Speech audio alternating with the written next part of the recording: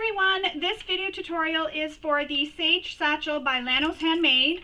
This is a satchel bag. It's a crossbody bag, but there is also an option to make a shoulder strap, I just made the crossbody strap because that does help cut down on a little bit of the hardware, and also I feel like I could wear this as a shoulder bag still with the crossbody strap. It would be a little bit longer, but I could still wear it as a shoulder bag, and then I still have the option for the crossbody strap.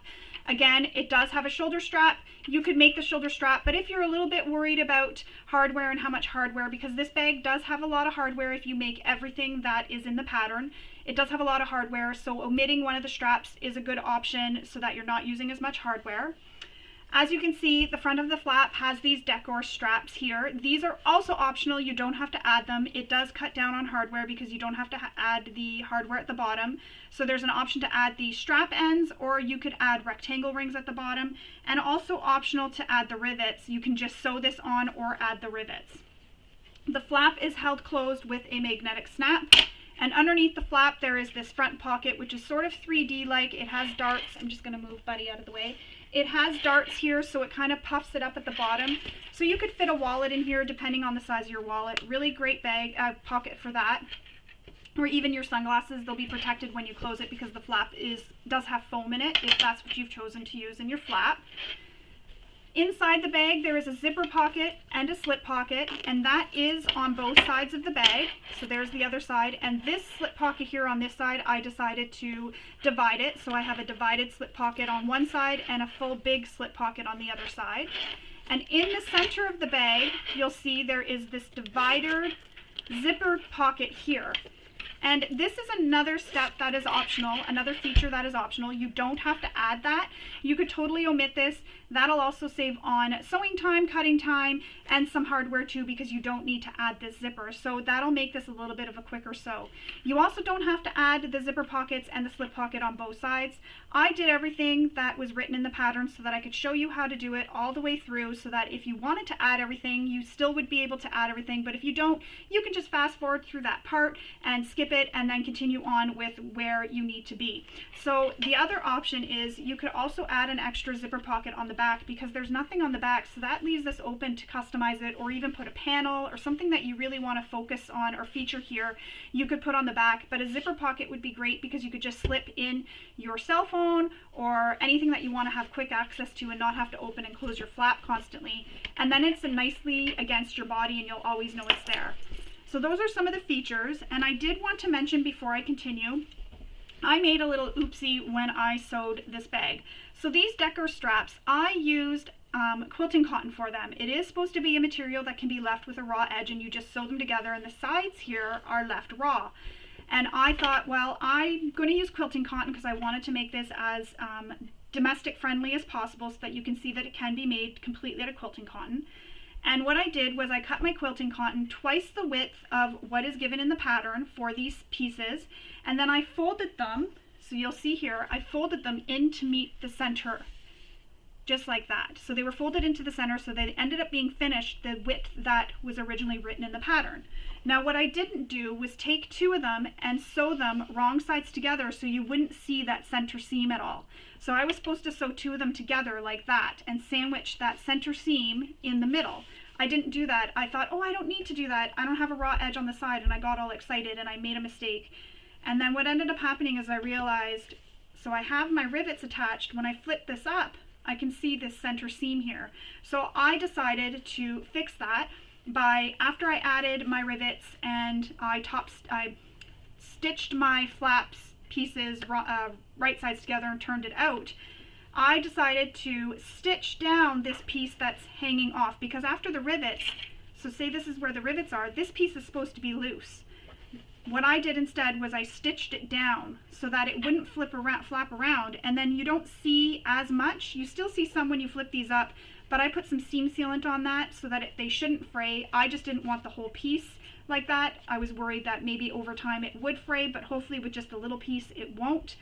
So that's what I did. That's a correction I made on my own. It's not part of the pattern. So if you are using quilting cotton, just make sure that you sew the two pieces wrong sides together to hide all your seams inside the two pieces. You don't want to end up like I did. And if you do, you could always do what I did. It still works out. It still looks really beautiful. Still has the same finished look. It's just these are stitched down on the bottom here underneath the rivets, and I walk you through how to do that just in case you did make the same mistake as me because you were following along.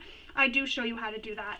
I'm going to still add rivets to my sides here because I think I would like rivets underneath my D-rings here, but you don't have to. Again, another way to cut down on hardware, and not adding these straps is another way to cut down on hardware. Only adding one strap cuts down on hardware, and also if you omit some of the pieces in here because then you don't need your zipper. If you're worried about hardware, you could really make this super quick and super easy just by omitting some of the things that you may not want. This is your bag, make it to your liking. And while there is a lot of pieces, if you make the bag as written in the pattern, there are a lot of pieces to cut out and then put together, but I promise it actually comes together quite quickly and you'll really enjoy making it. So now that I've shown you all the features of the bag, let's get sewing our Sage Satchel. So the very first thing you'll want to do is read through the entire pattern. In the patterns, there's always important information regarding different interfacings depending on the material you're using. So for example, for this tutorial, I'm using all quilting cotton. So I've decided to interface all my pieces according to the material I'm using. So I'm using foam. However, you can use any material or any interfacing that you'd like that's similar to foam. So for example, you can use Decoville Light instead.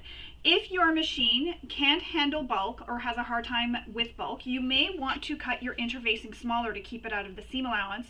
You know your machine the best, so always use materials interfacings, including your thread and your needle that you know your machine can handle and it works well with, because the last thing you want to do is get to a part where there's a little bit of bulk, such as the seams, and your machine struggles and you can't sew through it. So always use interfacings, material, thread, and the needle that your machine likes. If your machine does struggle with a little bit of bulk, there's a little bit of tips and tricks that you can do, such as flattening the material by hammering it. When you do that, I do recommend putting a pressing cloth between where you're hammering and your hammer so that your hammer is actually hitting the pressing cloth and not hitting your bag. You can use a walking foot or bigger needle. Even a humper jumper may help you get over those really thick seams. So just use those tips and tricks to help you get through any bulk if your machine is struggling, but it really does start with choosing the appropriate materials, interfacing, needle, and thread that your machine likes and that your machine can handle. So once you've read through the entire pattern and you've picked all your interfacing and your materials, you can go ahead and cut out all your pattern pieces out. Once you have all your pattern pieces out, one thing I like to do is make a mark on each of the pattern pieces for what they are. So for example, this is the double zip pocket and I just put DZP for short because it's too much to write. So I put double zip pocket on there. I also marked a T at the top here, and I marked all my center points just so that when I get to those steps, I'm not needing to stop to mark my center points. And labeling what each is means when I get to that point, I know exactly what pattern piece to grab, because some of them are very similar. For example, this one here, which is the front pocket, looks a little bit similar to the the divided zip pocket. I mean, not double zip pocket, sorry, the divided zipper pocket. So because the shapes are sort of similar, I like to label them all, and I do that right after I interface my pieces so that I don't get them confused. So what happens is I cut them all out, I cut all the fabric out, all the interfacing, and I make sure I leave that pattern piece on top of each piece as I cut it, and then I fuse everything, and then I write what they are. Another thing, because I've gone ahead and I've read through, is I like to cut the zipper overlays, and I believe she calls these zipper placards. I'm just looking to make sure what she calls these. I believe she calls these zipper placards zipper plackets, sorry, in the pattern. So I go and I cut all the openings in the zipper plackets, and I'm just looking up on my wall. I also keep my cutting chart where I can see it, so that when I get to a pattern or a step in the pattern, if I'm not sure what the pattern piece is because I'm getting confused or whatever, I have my cutting chart to refer to on my wall. So I do cut that out. I also mark the centers of my other pattern pieces, and I will make some marks too. For example, on my, I just got to find it here, on my flap piece here, you can see I've marked where my magnetic snap goes. That's because I've read ahead and I know where the magnetic snaps are going to be placed once we get to that step. So I've made my marks for my magnetic snap, and I've also made marks for where my zipper pocket and my slip pockets will go as well. Again, this is because I've read ahead. I know what needs to go where, so I'm able to get that done and I don't have to stop.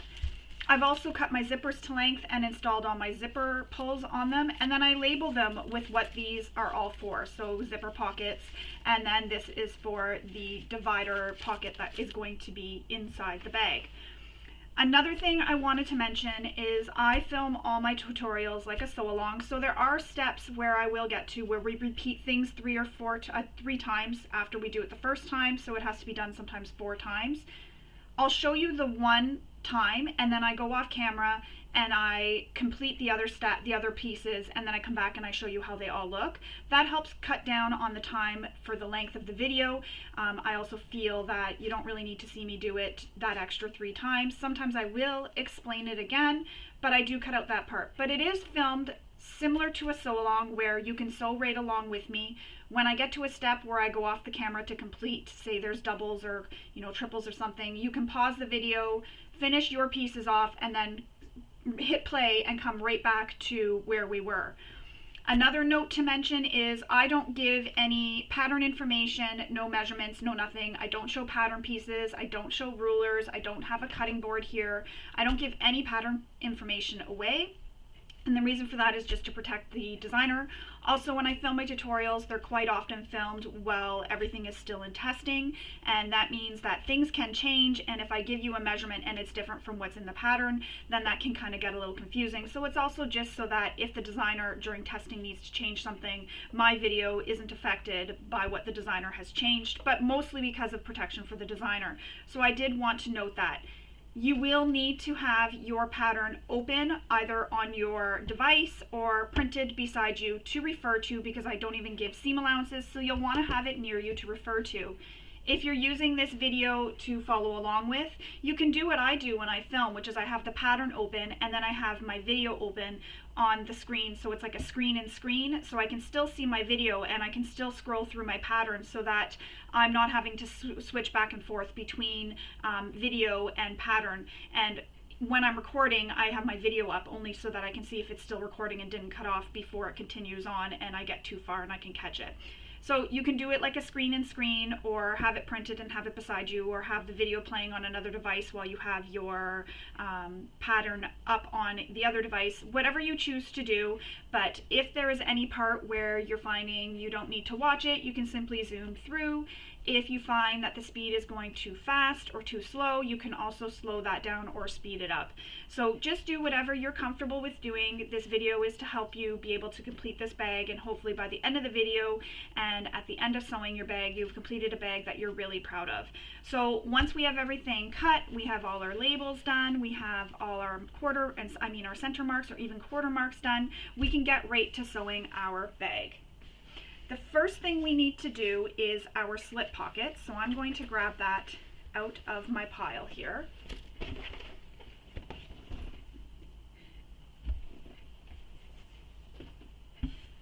So I have both my slip pockets right here, and again I've marked the T and I've marked SP. So with your slip pockets, now she does recommend zigzagging stitch your end pieces. I just have a straight stitch machine. I do have another machine that I could do that with, but I'm kind of lazy and I don't really want to, so I don't do it. But you can if you really want.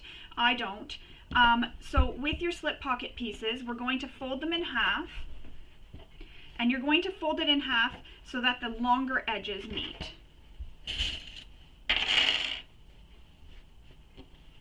So this becomes the top. So where your top is becomes the top. It still stays at the top.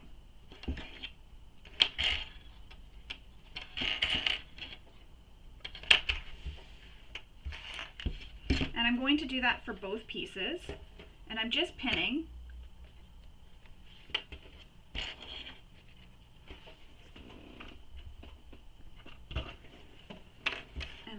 Scroll down on the pattern to make sure. So I'm going to pin. Now we're going to sew these And there is a measurement too to make sure that you had it folded correctly. I double checked just to make sure I didn't accidentally spin mine around, because this piece is kind of cut a little bit, almost a square, but not quite.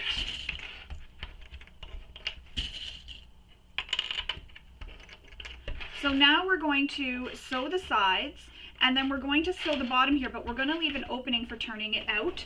So don't forget to leave the opening, and you'll want to refer to the pattern for what the seam allowance is.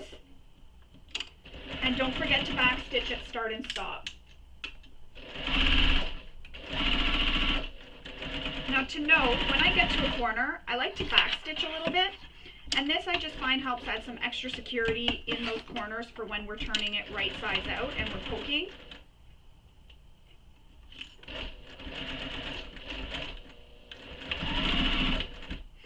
And then I'm back stitching here. Once I get there, where I'm going to stop to leave my opening, I turn my fabric, and then I sew right off the edge of the fabric. And that is going to help create this little opening to make it easier for turning under. So once I've sewn, because I've sewn off, I now need to break my stitches. And I'm just going to show you. So see how it comes up off the fabric? That's what you want. So when we do that on the other side, this will turn under nicer when we turn the slip pocket right sides out. So you're sewing, now I'm sewing down onto the fabric. I'm going to pivot, and I do it until I have my seam allowance that I need. Get to the next corner, back stitch in the corner.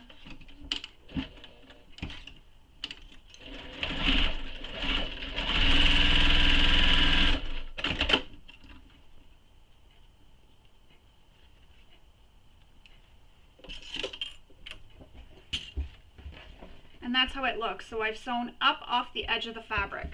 Now we're going to clip our corners. Careful not to clip your stitches.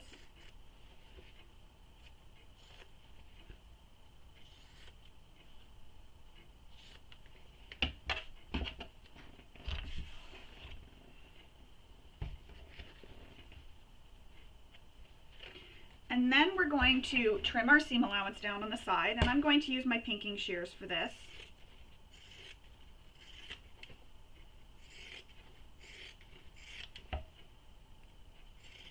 Now, this side here on the bottom edge where we left the opening, you don't need to trim that opening at all. You just need to leave it.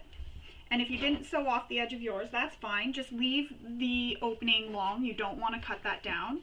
Now we're going to turn this right sides out, and we're going to carefully poke out our corners.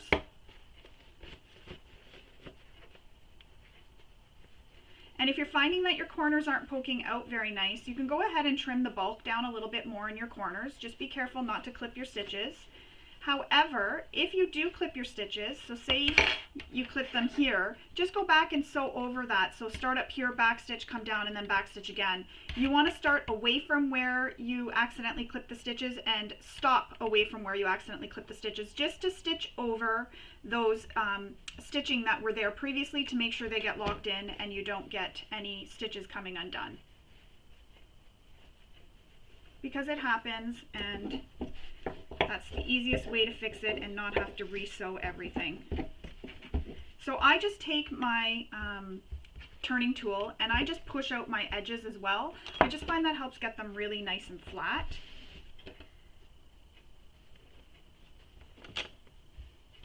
And then I'm going to take this to my iron and I'm going to press it. But while I do that, I'm also going to sew this one and press that one too. So I'm going to go do that now, and I'll come back and we will continue on with making our slip pockets. So I've pressed my slip pockets. Now we're going to top stitch the top edge using the seam allowance given in the pattern.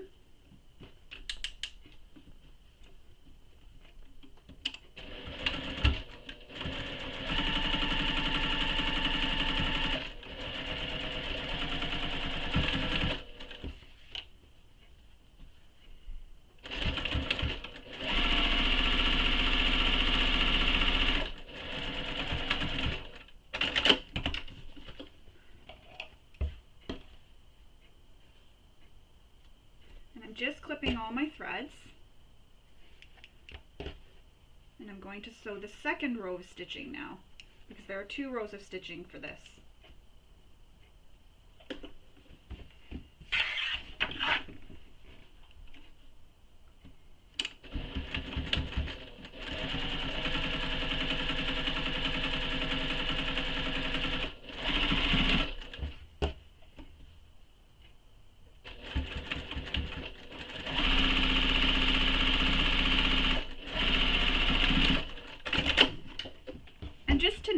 when I'm stitching top stitching my slip pocket, the opening is the side you were stitching at this moment. However, I don't like to have that as my side that is at the top of my slip pocket, just in case the folded edge doesn't line up. I like to put that at the bottom. It's really a personal preference.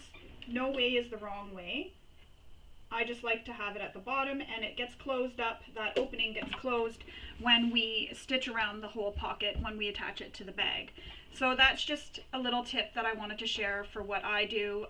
If you're worried too about this shifting, you can put some double-sided tape in here, or you can use a washable glue stick, put some glue here, and then press this with your iron, as long as you're using a quilting cotton and you can press it with your iron. But press it with your iron to dry it, and that'll help close it up, and then nothing will shift on you when you go to attach this to your bag. So that is how they look with the 2 lines of stitching. So now we're going to attach this to our lining. So we need our lining pieces. So you need your lining front and back. And as I mentioned before, I already have marks here for where this is going to go. They've sort of faded a little bit, but I can still see them. So there's a mark that you need to make, as I was just mentioning, up from the bottom for where your slip pocket is going to go, and it needs to be centered. Now, to center your slip pocket, what I do is fold this in half, crease it so I can see where the center is, and then I fold my slip pocket in half, crease it as well, and then I line the center of the slip pocket up with the center of the line on my lining panel that I folded, and I also line it up with that mark I made so that it is at the measurement that it needs to be at. So I'm lining everything up.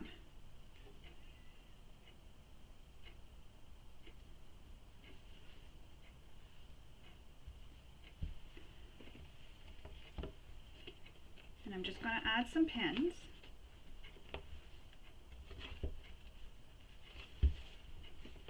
So you'll pin it in place, and then we'll stitch around the sides, down the sides, down across the bottom, and back up the other side. And once you've done that, then you can decide if you want to make your slip pocket a divided slip pocket, or leave it as one, this pin's not working, or leave it as one big slip pocket. The choice is really yours. So you'll sew down this edge across the bottom and back up, and then you can divide it in half, or you can do little 1-inch pockets for pens so that you can be able to slip a pen in and out. It's really your choice what you do with this slip pocket. So I'm going to sew around. And don't forget to backstitch at start and stop, because that is going to be where the pocket's going to have the most stress, is at the tops. So you really want to make sure you backstitch well there.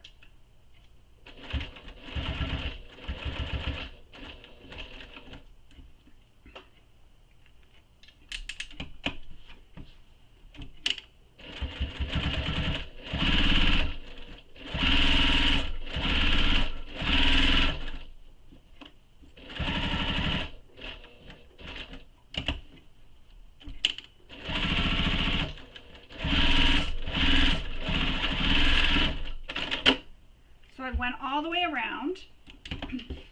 I'm going to cut that thread, and now I'm going to divide this pocket, and I'm going to start at the bottom and stitch up. And I could still see the mark from where I folded this in the center, so I'm just going to follow that.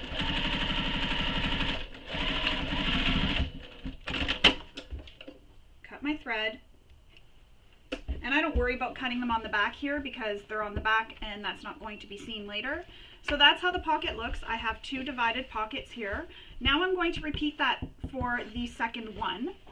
So again, fold your lining in half, fold your pocket in half, then make the mark for where your slip pocket needs to go from the bottom up. Line it up with the mark and with the center, so centered and lined up with that mark. The bottom edge of your slip pocket is being lined up with that line. And your slip pocket will be right side up. There is really no right or wrong side of your slip pocket because we used one fabric and folded it in half.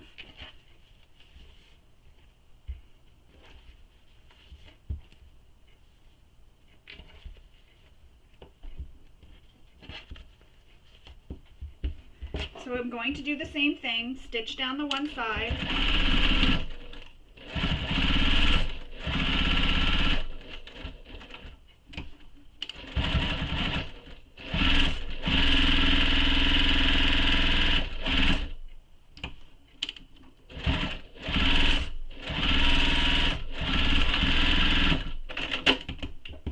And I'm going to leave this slip pocket as a big slip pocket, just because sometimes there's things that we put in our purses that are a little bit bigger than the folded or the divided slip pocket. So for example, I carry an EpiPen. It wouldn't fit in this pocket, but it would fit perfectly inside this one. So I think my EpiPen is probably about the length of this almost, and that fits in there perfectly. So I like to have a couple of options when I make bags so that I have places to put things. So that's how that looks. Now we can put these to the side for now, or one of them to the side for now. We're going to move on to making our zipper pocket, and for that we need our zipper plackets, and we also need our zipper pockets. And my gusset fell on the floor. So we just need one, but I'm going to grab everything and I'm going to put it all together. So we need our zipper pocket zippers and our zipper pockets. So I'm going to put one to the side for now. And first we're starting with our zipper pocket placket. So this piece here, or a zipper placket. And there is a mark that you need to make for the placement of the zipper placket from the top down, and that's Buddy running around in the background. You can hear her chain.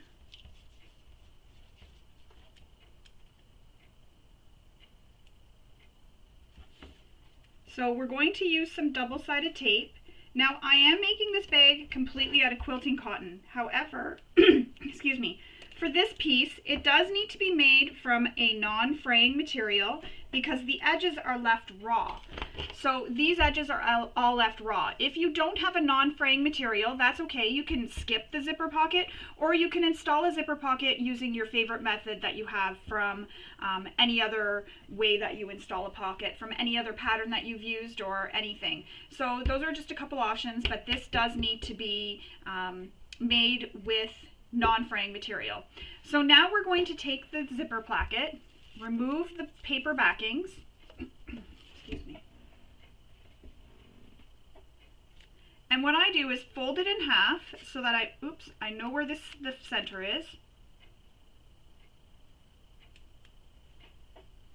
and then I'm going to take it and line it up with that line I made and line it up with the center.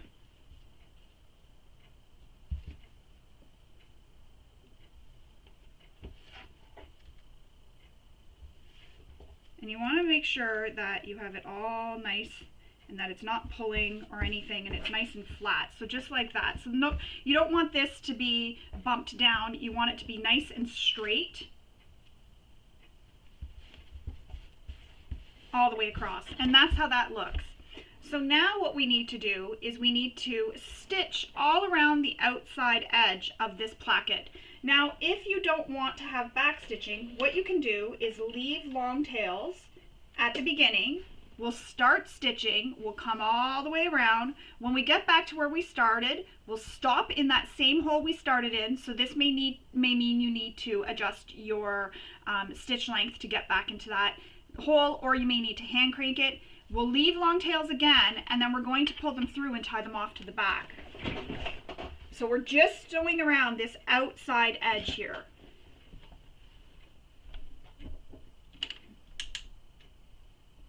And I'm going to switch to a Teflon foot for this part.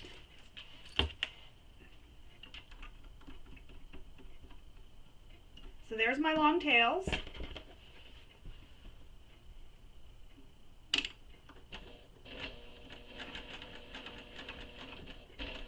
And I didn't backstitch, as you noticed.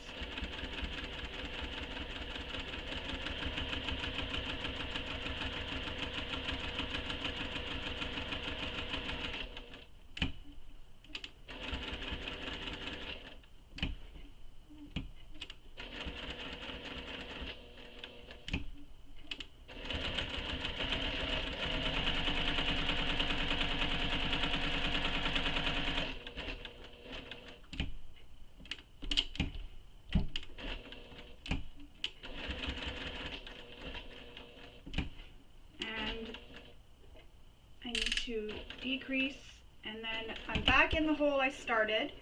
I'm going to leave long tails and cut them off long. Now, what you need to do is you pull on the back threads, and that creates a little loop from the front threads coming up. Insert your seam ripper or something else that's pointy into the loop and just pull the loop up.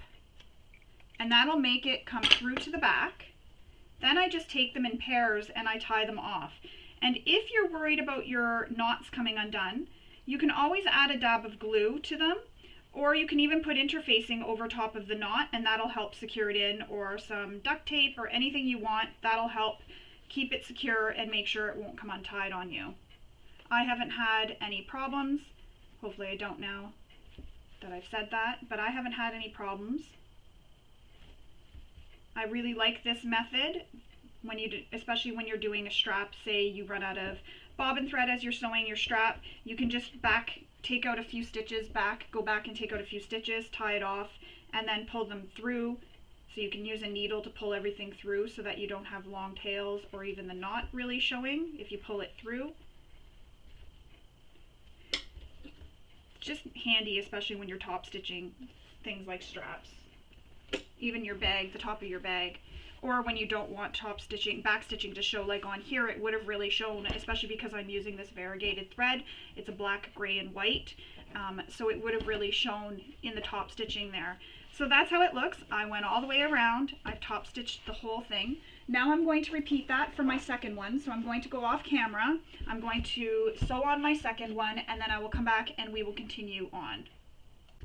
All right, so I've sewn the second one. Now we need to cut this material out of the center here so we have the zipper opening for our zipper pocket. So what I like to do is take my seam ripper and just start a hole. Now be careful when you're doing this that you don't hit your zipper placket. And I go under just a little bit. Make sure you're not snipping, again, that zipper placket or your stitches. So you don't want to get close to either of those. Now your zipper placket may look a little bit different than mine. You may have rounded your edges, and that's okay because the pattern does have the option for both. I just really wanted to do mine like this, so I chose the pointed end ones. Now, we need to take some scissors and cut this out so that we expose that zipper opening. I like to use my duckbill scissors because it keeps the material away from the scissors, so the underside material, so that would be my placket, away from the material that I'm cutting. So it acts as a guard. So see here, the placket is underneath this bill, and it acts as a guard so that I don't accidentally trim it. And this doesn't have to look pretty because it is going to be hidden after. It's going to be inside the bag. And also a zipper pocket will be covering this. And you may have to do what I'm doing, which is pull this apart because your double-sided tape is all holding it together.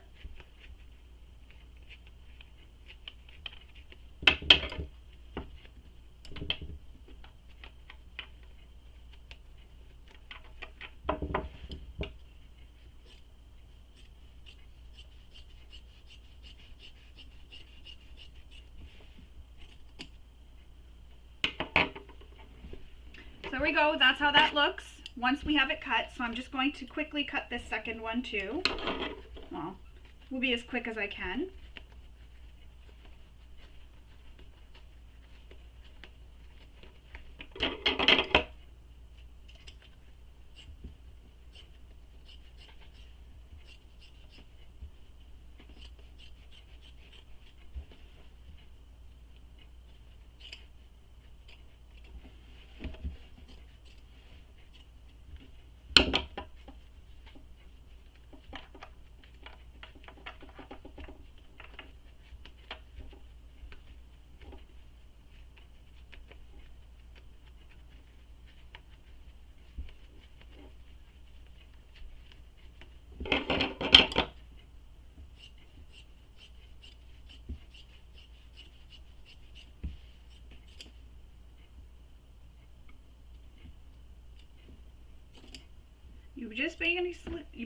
You just basically want to make sure that the fabric is not showing So you want to cut all that fabric away. You don't want it showing through that zipper opening, so that it'll look like this. Now we'll have a space for our zipper. So I'm going to put these two to the side for now, because now we need to work on our zipper pocket. So you need 2 of your zipper pockets and your zipper pocket zipper. If your pull isn't already installed, you'll want to go ahead and put your zipper pull on this now. Remember to move your zipper pull out of the way as you sew it as well. So I'm just going to mention that now, but I will mention it again. And just to be safe, you can also stitch the ends of your zipper, so creating little stops at the end of your zipper by sewing back and forth over it. And this way here, as you're sewing and you're moving your zipper around, you won't accidentally slide it off.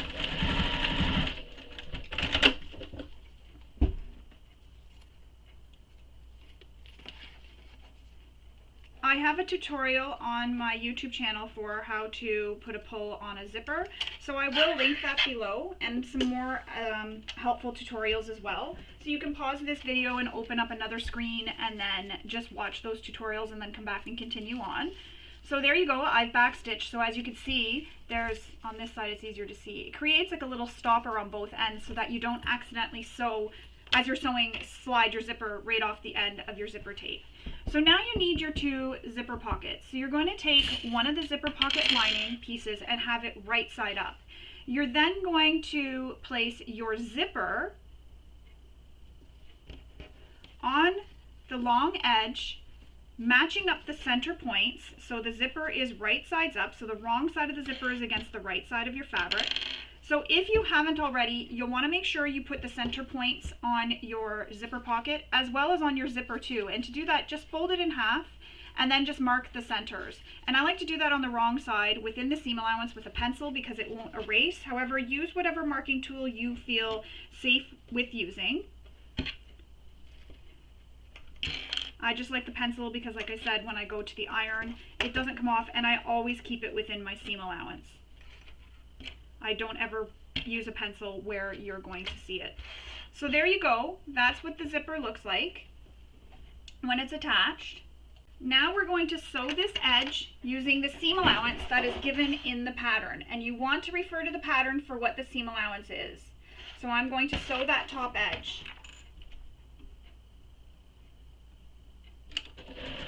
And if you changed your stitch length to a top stitch length, make sure you change it back to your usual stitching length.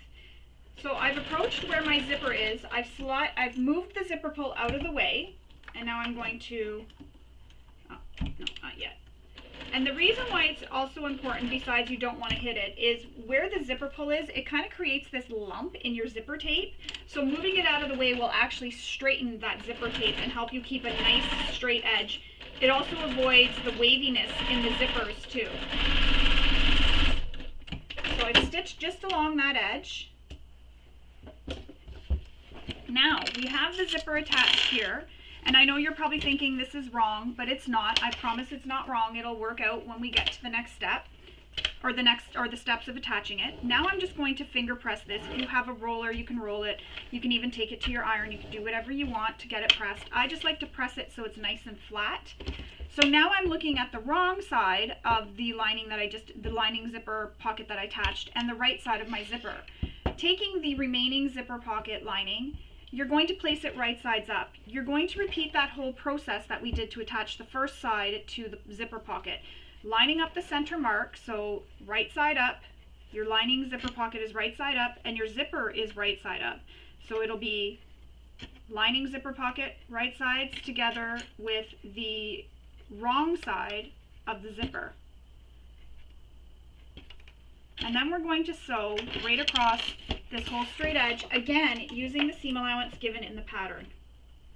And don't forget when you get to your zipper pull to move it out of the way.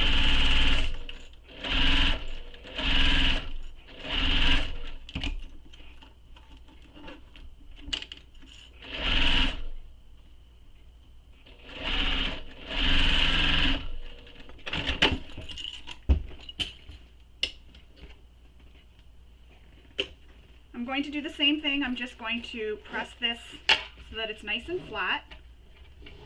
I like to make sure it's flat. So that's how it looks when it's opened up. It's going to look wrong, but I promise it's not wrong. So I'm just making sure it's pressed. Now, you can repeat that whole thing for the next zipper pocket. So I'm going to go off camera and I'm going to assemble the second zipper pocket, and then I'll come back and we will continue on with sewing in these pockets into our lining where the zipper plackets are.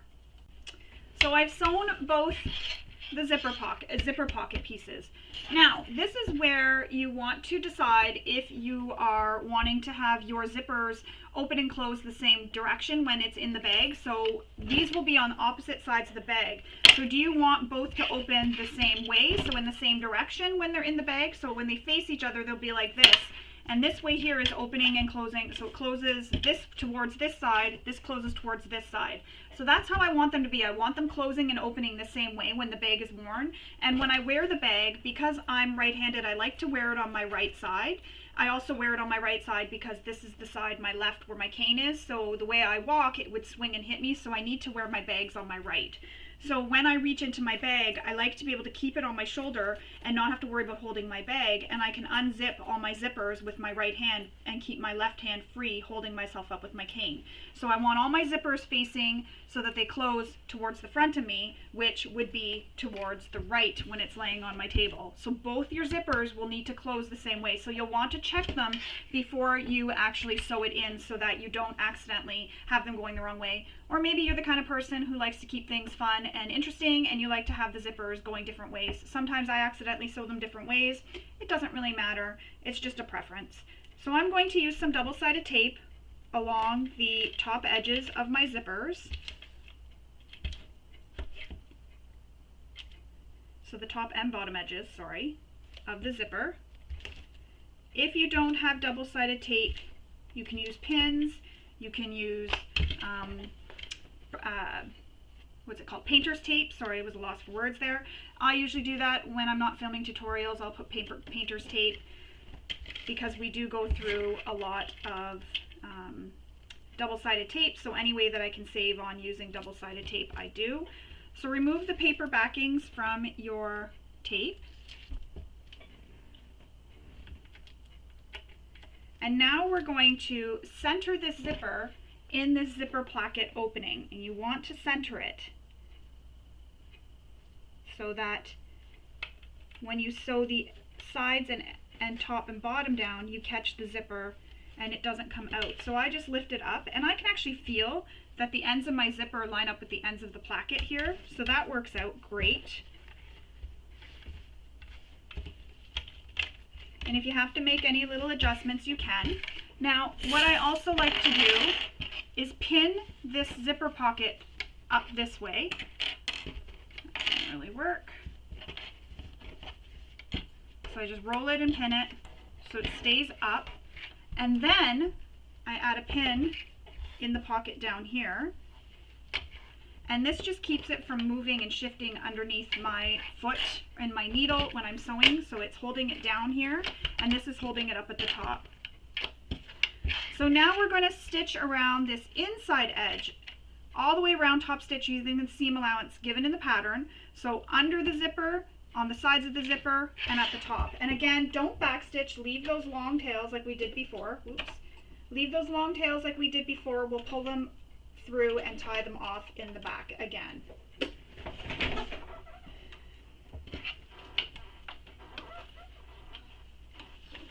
And when you approach your zipper, don't forget to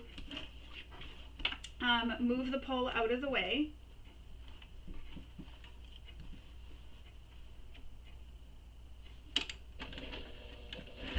So no back stitching. I've approached where my pull is. I'm sliding it out of the way.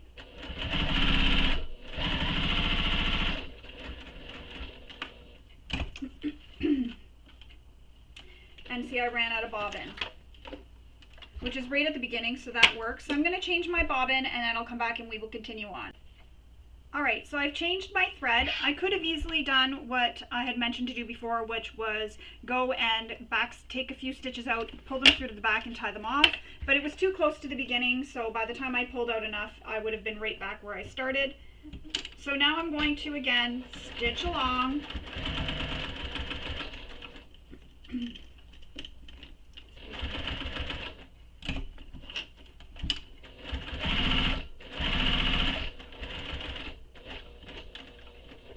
And the nice thing is I can see where I stitched previously, so I'm just following those holes I made.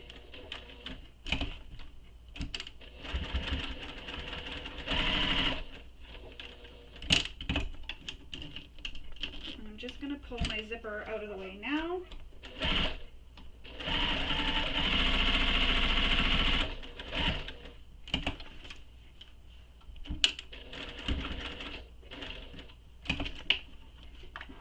Coming back around to where I started, and I'm just trying to find that thread that's under here so that I don't stitch over it. There we go, and I'm just pulling it down towards me so that I don't stitch over them. And I'm going to stop right in that first hole. Leave long threads. Pull your threads to create a loop in the back.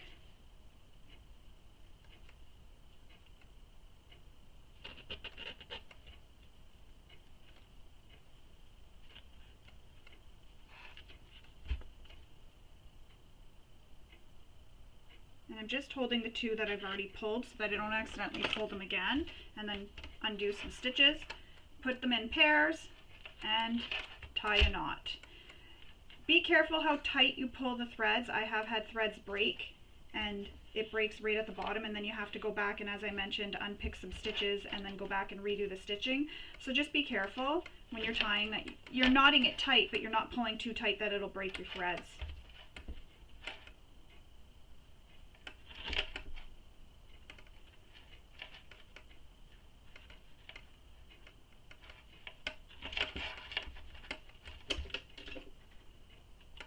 So for this, if you're worried about this one coming untied, you can just add a little dab of glue there. That'll help hold it in place for you.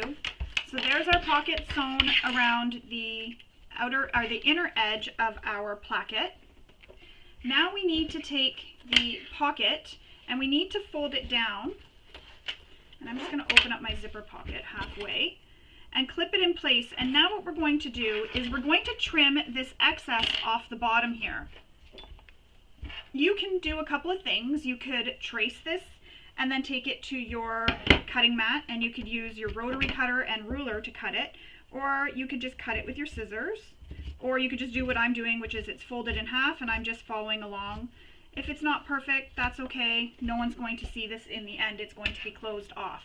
So now we need to sew the sides and bottom of our zipper pocket, and I don't want to run over this double-sided tape here, so I'm going to move it out of the way. Now, I have a little trick for you for when we get to the end of the bag for how to finish the bag. So I'm going to leave my zipper pocket bottoms open for now, just at the bottom. So I'm going to sew my sides, and I'm going to leave just the bottoms open.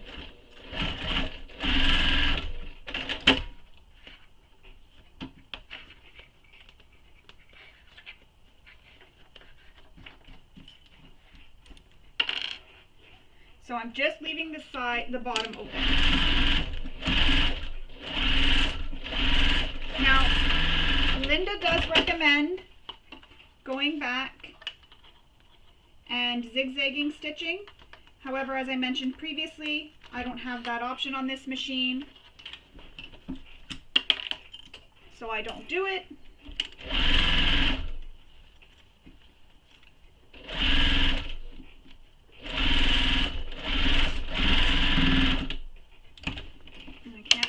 Here, so I gotta turn around. Just make sure you keep your lining out of the way. So there's my pocket. Again, I didn't backstitch stitch the bottom of the pocket because I do want to show you a trick in the end when we finish the bag for when we turn it right sides out, how to close everything off. So that's how it looks so far. So I'm going to go off camera. I'm going to sew in my second zipper pocket and then come back and we will continue on. So there we have it. I have both my zipper pockets installed, and as you can see, they both close in the same direction. So this is closing, This is closing here, so they're both closing the same direction. Now I'm going to leave them both half open because I left the bottoms open to show you a trick for when we turn the bag right sides out. So I've left both my bottoms unsewn just to make sure that I don't mess up and put the pocket in the wrong place. So I'm going to put these to the side. We're going to move on to making our divided slip pocket. So we need our 2 zipper tabs, our divider pocket zipper, and all our divider pockets. So these are all these ones here. And I know there are numbers that correlate with the pockets, so I'm just going to find what these are. So these are number 9, but I labeled them as DZP, which is divider zipper pocket. Now, this is an optional step. You don't have to do the divider zipper pocket, but for the tutorial, I wanted to show how to do it so that anybody who does want to do this pocket can follow along in the tutorial. Just like the zipper pocket and the slip pocket, you don't have to do 2 of each. You don't even have to do them at all if you choose not to, making this a really quick sew if you're just basically sewing the bag and you're omitting some of the pockets. It's really your choice. This is your bag. Make it exactly how you want your bag to be. So your zipper is here. We're going to move these out of the way. You have your zipper tabs, which are cut from your accent fabric. So you are now going to interface them if you have interfacing. If you're using quilting cotton, you want to interface them. If you're using something like cork, vinyl, faux leather, you don't need to interface them at all. Now you're going to take your zipper tab and place it on one end of your zipper so that it is right sides together, matching up those raw edges. So just like this. So the zipper is right sides down against the right side of the zipper tab.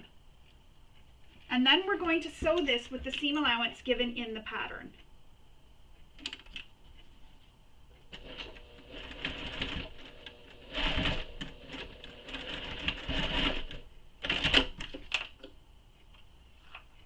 And I'm just cutting my thread. So now I'm going to fold this edge up, and I'm just pressing it with my fingers. And then we're going to flip, so our zipper is now wrong sides up, and we're going to fold this edge that we didn't sew yet down.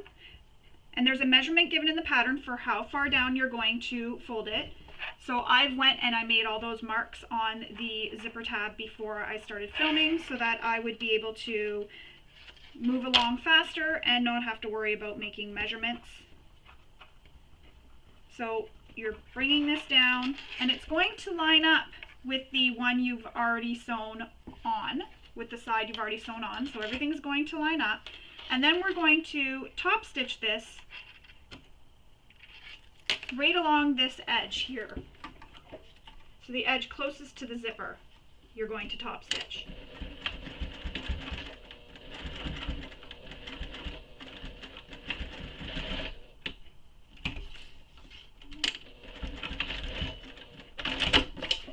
Cut all your threads.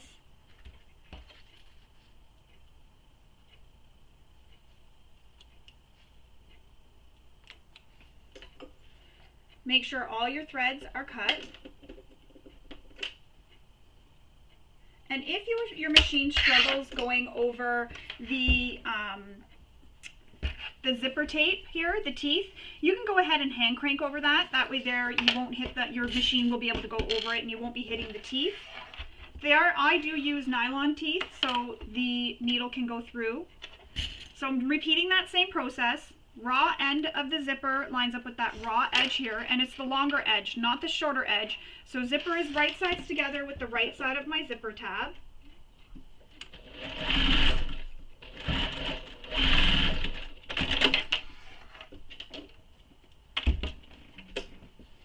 Fold it up.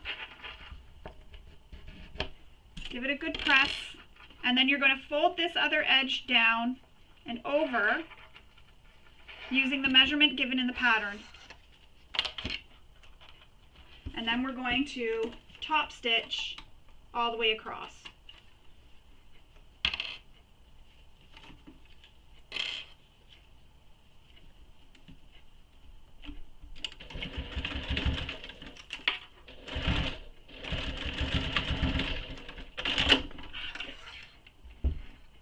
And now I'm just trimming my thread.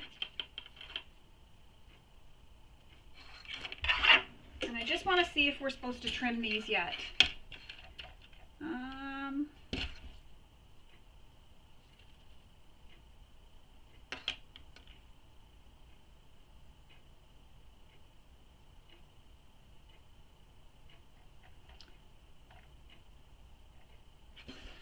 All right, so we're leaving the tabs for now. Now we need to ensure that there is a measurement given in the pattern that that amount of zipper teeth are exposed.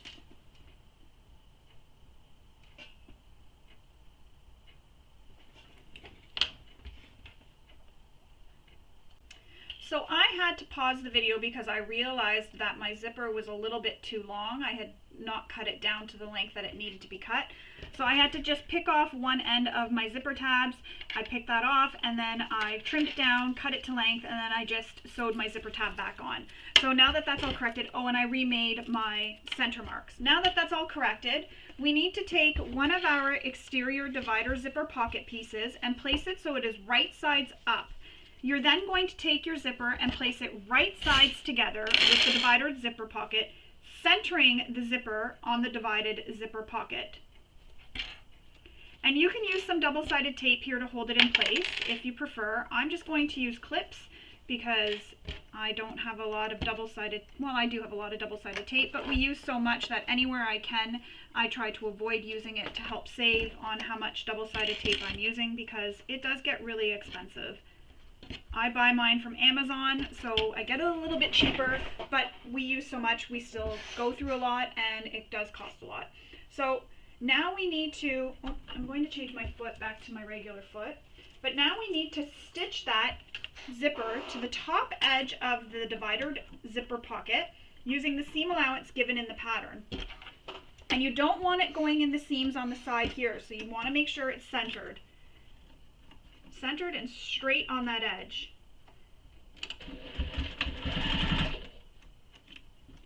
So all the way across. Remember to move your zipper pull out of the way when you approach it.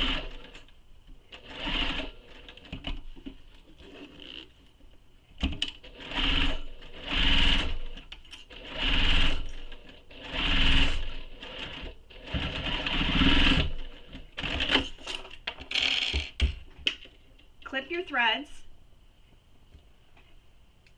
and then you're going to take your divider zipper pocket lining, so this piece here, and you're going to place it right sides down against the wrong side of the zipper, but your lining and your exterior will be right sides together. So you're making a zipper sandwich. So line up those center marks, clip it in place there, and then I like to clip the ends in place. And then I pin the rest of the way.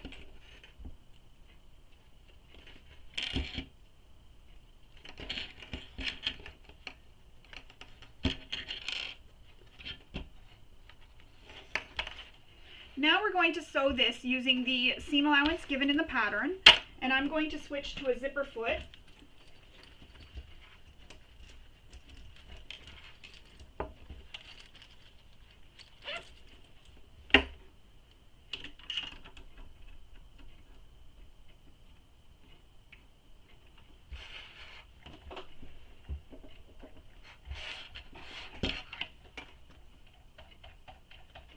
Sorry, I'm just scrolling to make sure because I haven't made this pattern before and I just want to make sure we're going to do the right thing. So we're top stitching this edge. I just want to see if, or not top stitching, sewing this top edge. I just want to see if we have to sew all the way across. So we're sewing along the top of this edge all the way across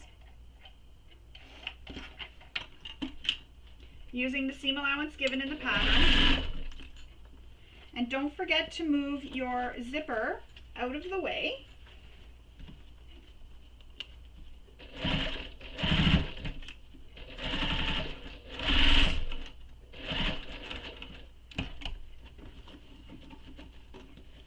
So I've approached my zipper, I'm just sliding it out of the way. I don't want to hit it.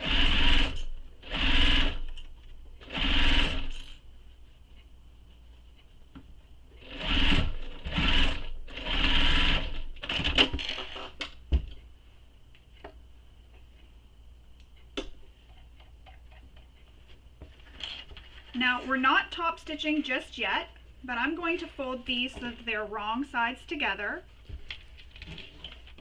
Just give it a quick little press, and I'm going to pin these together at the bottom.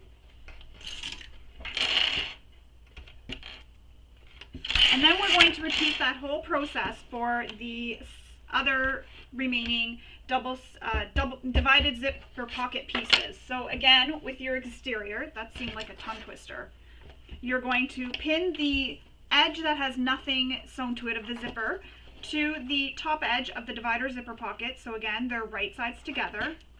Clip the center and then clip all the way along.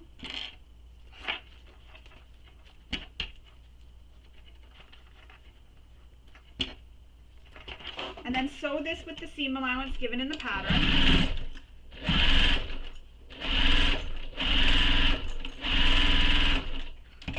And even though my presser foot could squeeze by my zipper, I'm still moving my zipper out of the way, just because it also has a dangly piece on it, and I don't want that to get under my needle, and I don't want to have that lump that the zipper causes from where the zipper head is. Now we're going to take our lining and place it right sides together with the wrong side of that zipper. So you're creating a zipper sandwich because your exterior and lining are now right sides together.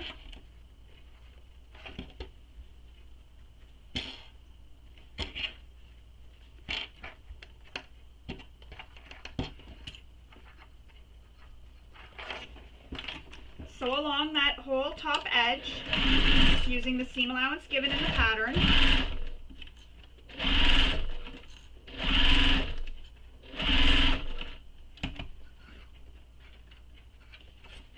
Just going to move my zipper pull out of the way.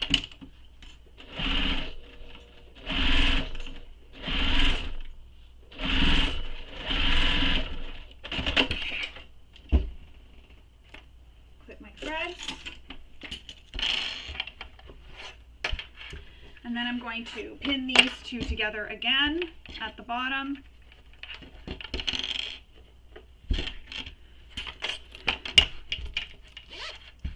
So that's how it's looking so far. I'm just going to switch back to my other presser foot.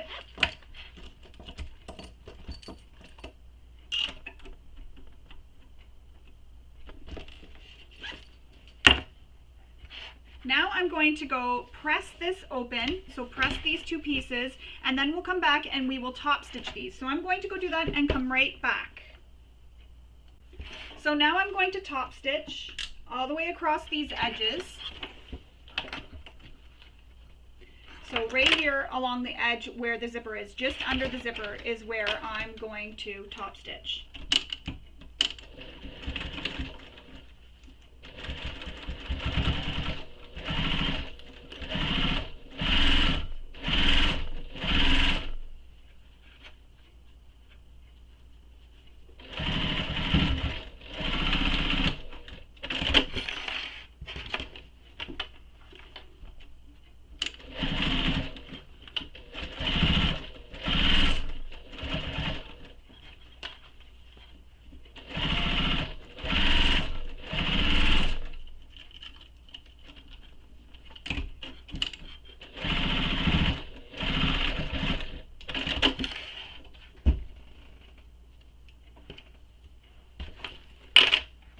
Just trimming my threads now.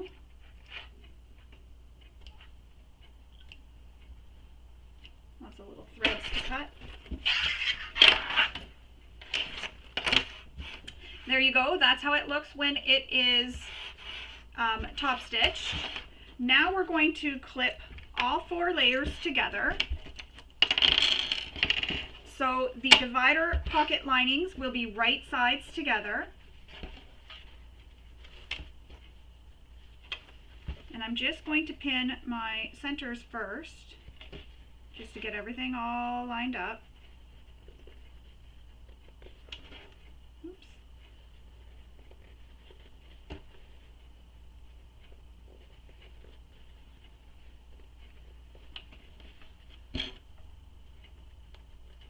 And then continue pinning the rest of the way, making sure you keep all those layers lined up.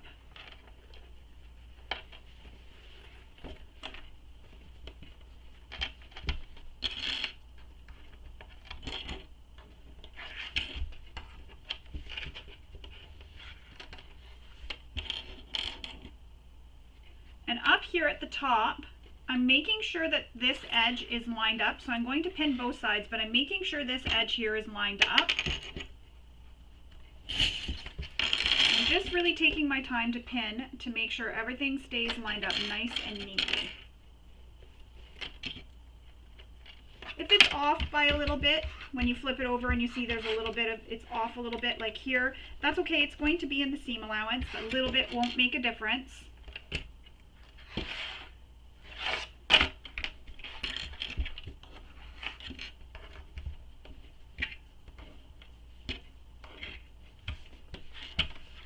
Another thing you could have done before we flipped these right sides together was trimmed those zipper tabs so you don't feel them there. So I'm actually going to undo this and I'm going to poke it out so you can see that zipper tab, and I'm going to trim them so you don't feel them in that divider zipper pocket when it's completed.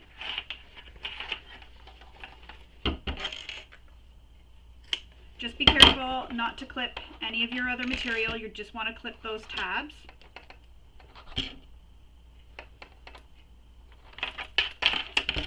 Undo a few clips, pull the tab out, trim it away.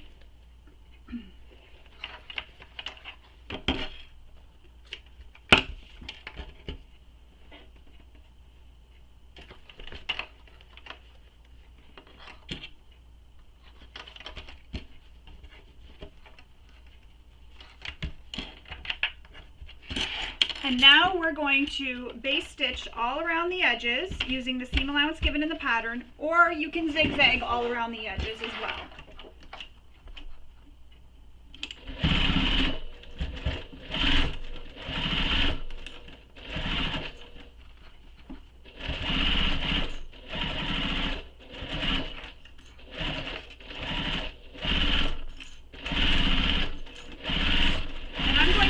In the center, and then I'm going to flip over and I'm going to start back up at the top and start stitching there, and this will help prevent the materials from shifting towards the top up here.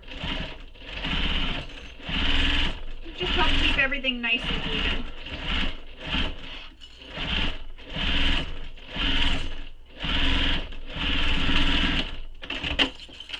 There we go. All my layers are basted together.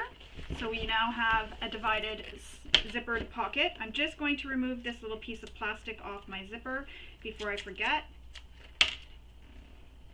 Now we need to attach this. Oh, I'm just trimming my threads.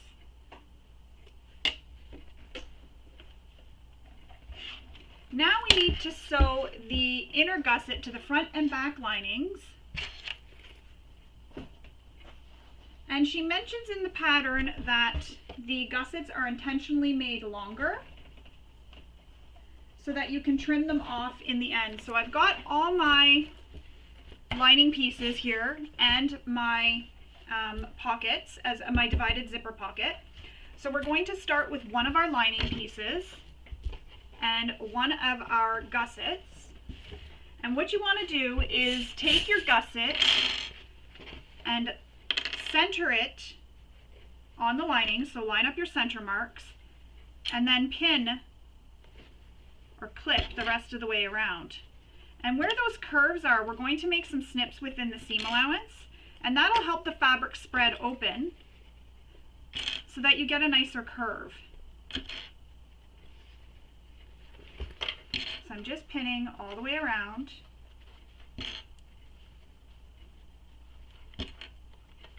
And then once I get these all clipped, we will then make those snips. Now, as I mentioned, the gusset is longer, and her reason for that is to make sure that everything fits.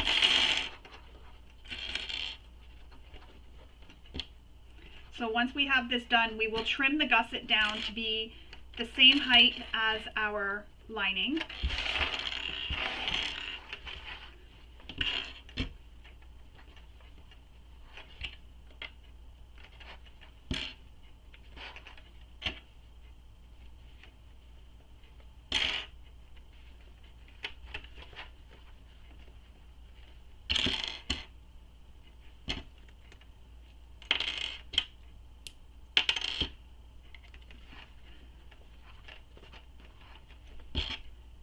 I like to use a lot of pins or clips in the curves just to help really hold it in place.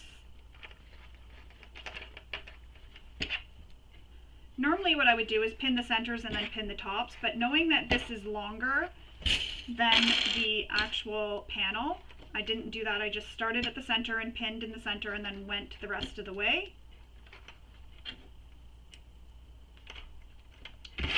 So now I'm going to make snips in the curves just within the seam allowance. And this will just help spread the fabric out where those curves are. And I'm just going between all my little clips here.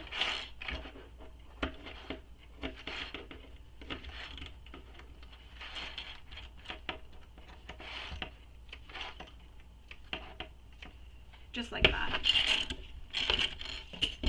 Now we're going to sew this with the seam allowance given in the pattern.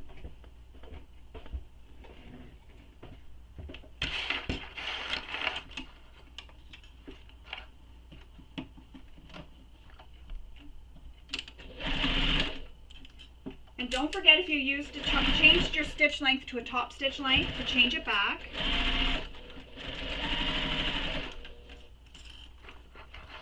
And watch that your zipper pocket doesn't end up under your presser foot or your needle. When you're at the curves, just take your time. You don't have to rush. Just make sure your fabrics are nice and flat.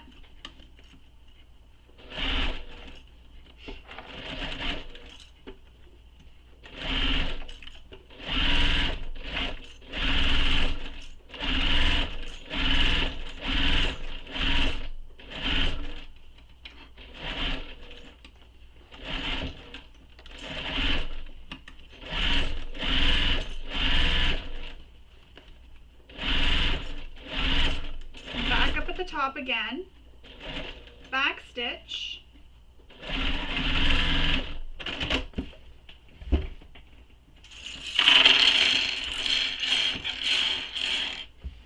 so I'm just going to finger press this lining. Again, you can take this to your iron or use your roller to roll it out. I'm just finger pressing so that I don't have to get up so much.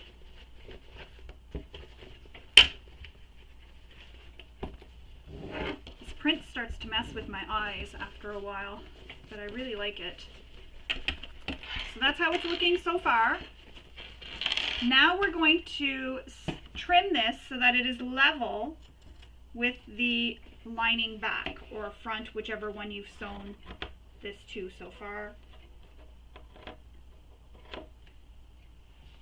So there we go, trimmed it up, it's all even. Oh, there's some threads I forgot to snip.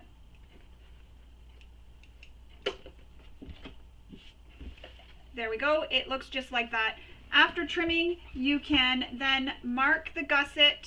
So we have some marks that we need to make down from the ends. So this is where I'm going to go do that. I'm going to go make the marks as given in the pattern, and then I'll come back and we will continue on.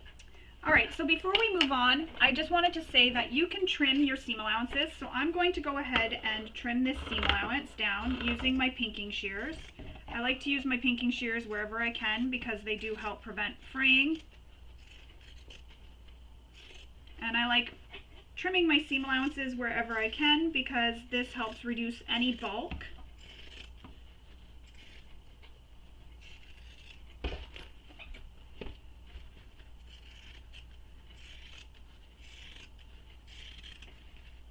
So I've made that mark on the gusset, and this mark is important because this is where we are going to line up this divided zipper pocket. And this is also where you need to pay attention to which way your zippers are going, because you want the zippers to open and close the same way, or maybe you want to be fun and you want to have them all going different ways. It's totally your choice, but I know my zippers are opening and closing to the right and opening to the left, so that's how I'm going to have my pocket. So I'm going to just move my zippers into the middle so that I don't accidentally hit them, and finding that center mark. So I'm just going to spread these seams open, and I can see the center mark is right there. I'm going to make that within the seam allowance on both sides. Now I'm going to line up that center mark with the center mark on the gusset, pin in place, and then add a couple of pins. going to line up the top. Oh, another thread. I really slacked on the trimming of the thread department. Now I'm going to line up that mark we made from the top edge down on our gusset, and I'm going to line up the top edge of the divided zipper pocket there. And then I'm going to pin it in place. Oops, pin it in place. Repeat that for the second side, lining up the top edge of the divided zipper pocket.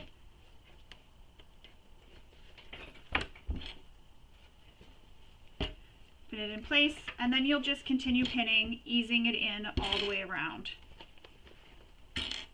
And then we will again add some snips into the seam allowance to help ease the fabrics in. So again, it spreads them open.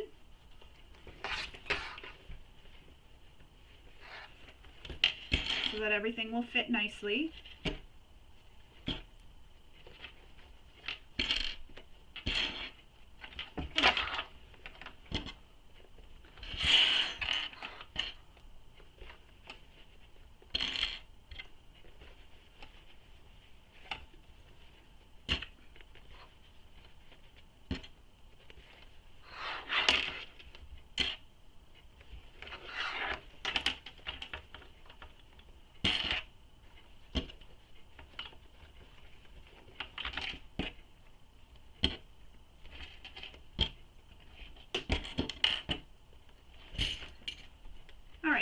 So now I'm going to make those snips within the seam allowance.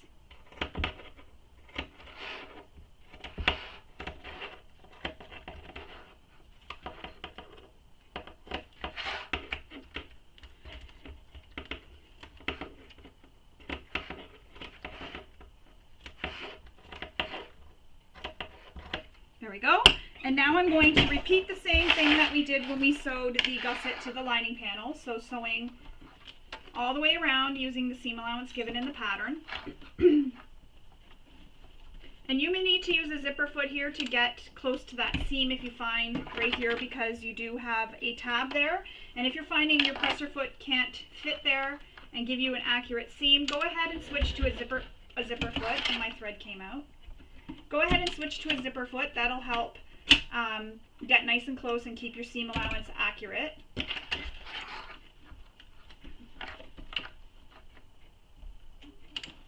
So just make sure there's nothing else under your needle but your divided zipper pocket, or zipper dividered. That's a word that I find feels like a tongue twister. The divided zipper pocket. When you get to those curves, just make sure everything stays nice and flat.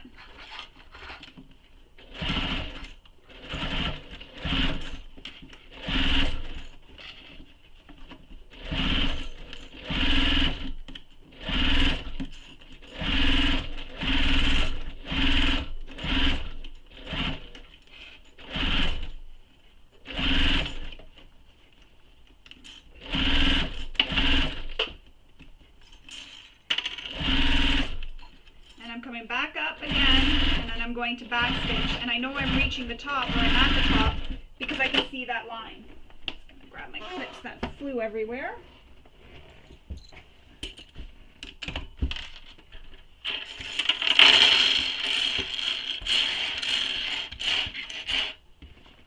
So there we go, that's how it's looking. Trim my thread. And I'm going to leave that seam allowance for now. I don't want to trim this one down just yet. I'm going to leave that.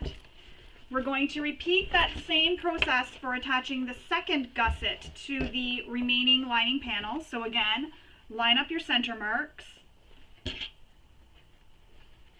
clip it in place all the way around.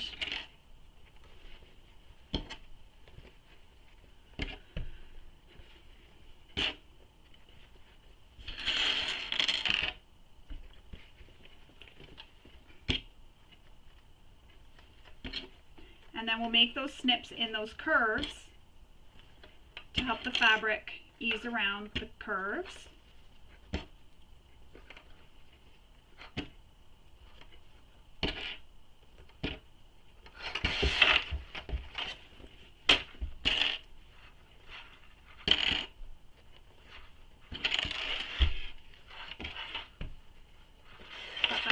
on the floor.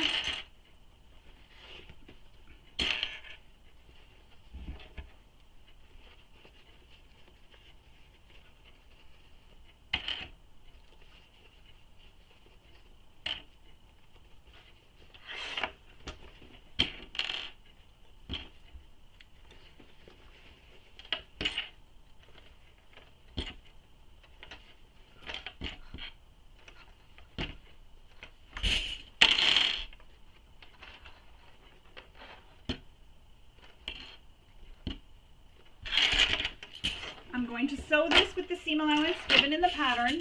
Careful not to get your zipper pocket stuck in the seam. So just make sure your zipper pocket stays out of the way.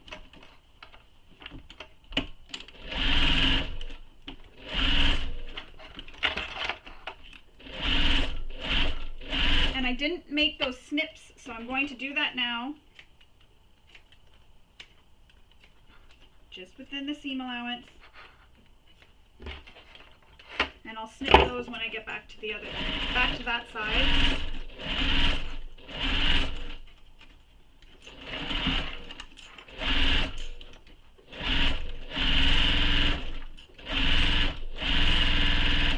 So I'm there. I will make my snips.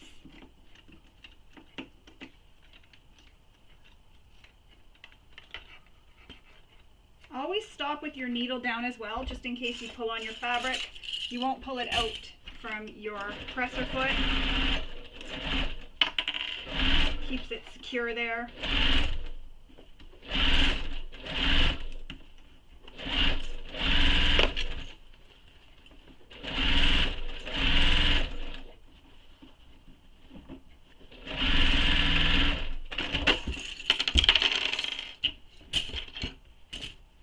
My table shakes so much that it knocked that down. I'm going to trim this seam allowance. Oh, first I'm going to trim this even with the top edge, and then I'll trim my seam allowance.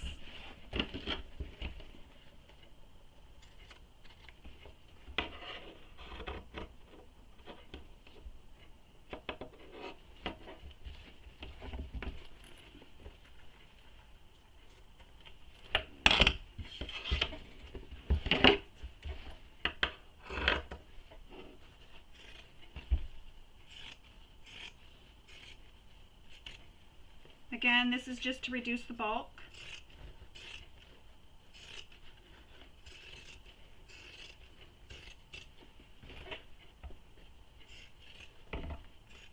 Now, I forgot to leave the opening on this one side, and that's okay, because this is a great way for me to show you how to fix that. So you'll take your seam ripper, and you'll poke through your stitches.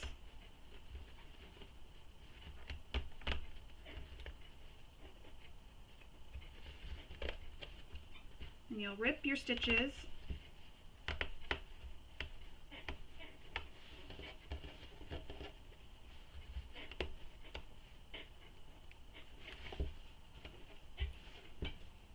For some reason, this is not wanting to, there we go.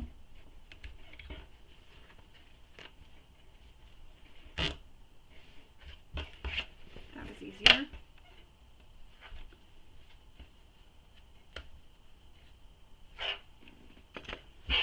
And it's okay that I trimmed down that opening, because the trick I'm going to show you will have that be closed later.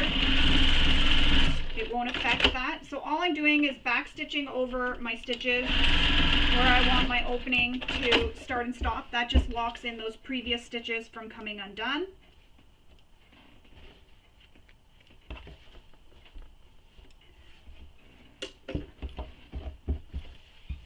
That is how it looks. So now we're going to attach, this piece, the first piece we already attached our divider zipper pocket to this side. Making sure my zippers are open.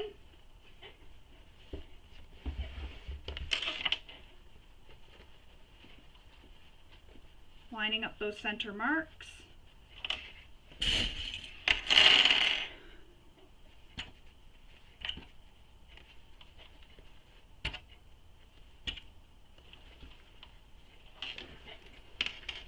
clip all the way around.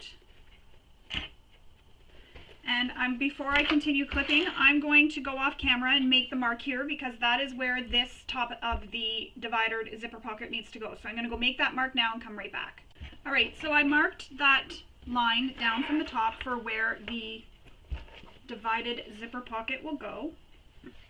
So I'm going to line up the top of the divided zipper pocket with that line I made. Sliding off my chair. And I'm going to clip all the way around.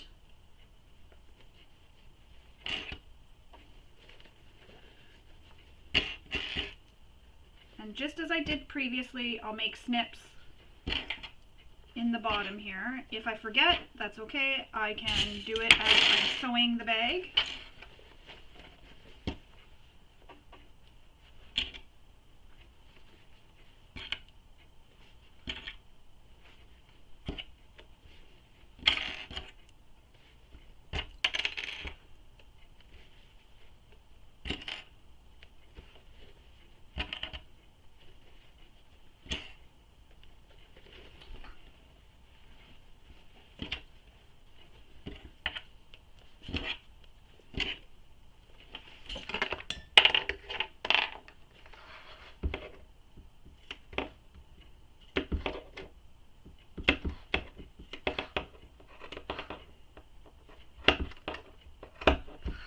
Starting to get hard to use my scissors. So I'm just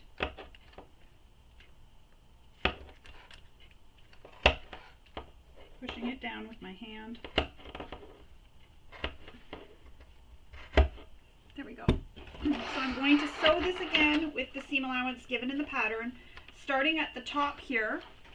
So I'm going to make sure that this lines up because I want these to be sewn at the top here too. We don't want those left loose. So we're starting at the top and going all the way down.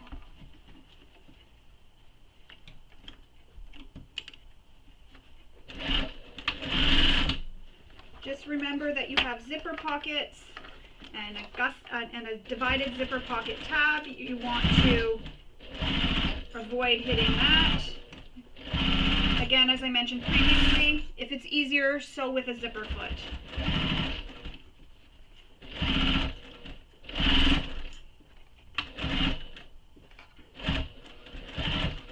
Sometimes I have to go backwards because I make a mistake and hit the wrong thing. So I'm just making sure that this other lining is not being caught underneath. So I'm just, as I'm going, I'm making sure it's kept out from under my needle.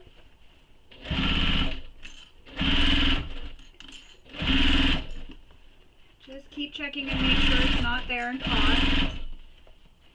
It's a lot to keep checking.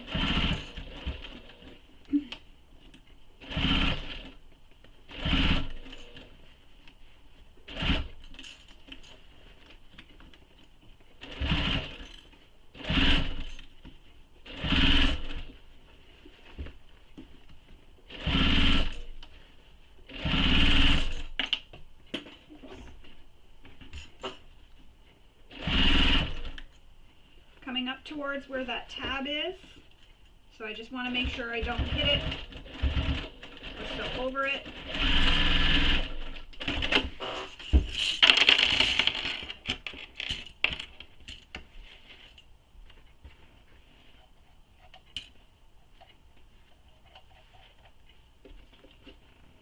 So I'm going to now trim this remaining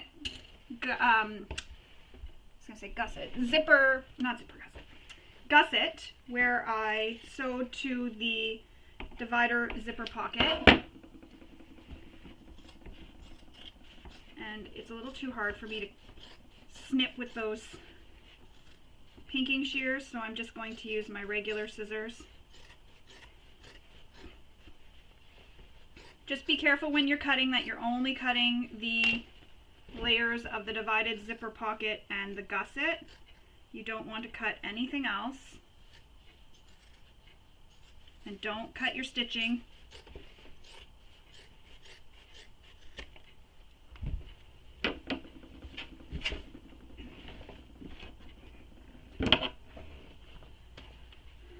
the seam allowance is trimmed down. That's how it's looking so far, with an opening for turning later.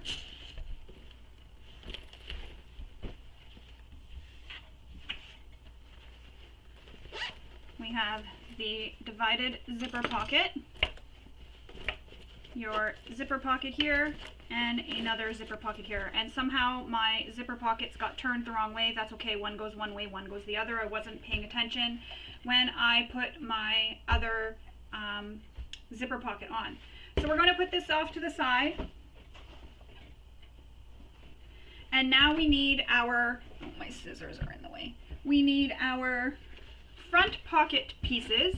So you need to make your darts on these pieces. So what you'll do is, there were marks that you needed to transfer in this bottom corner here from your pattern piece. So you'll have to transfer those marks if you haven't already. If you have, we're folding it right on that solid line. Put some clips. So again, where that solid line is, that's what I'm folding. And the dotted lines are where I'm going to sew. And I'm going to do that on both panels. So it's on the wrong side, I'm folding the wrong side so that the right sides are touching.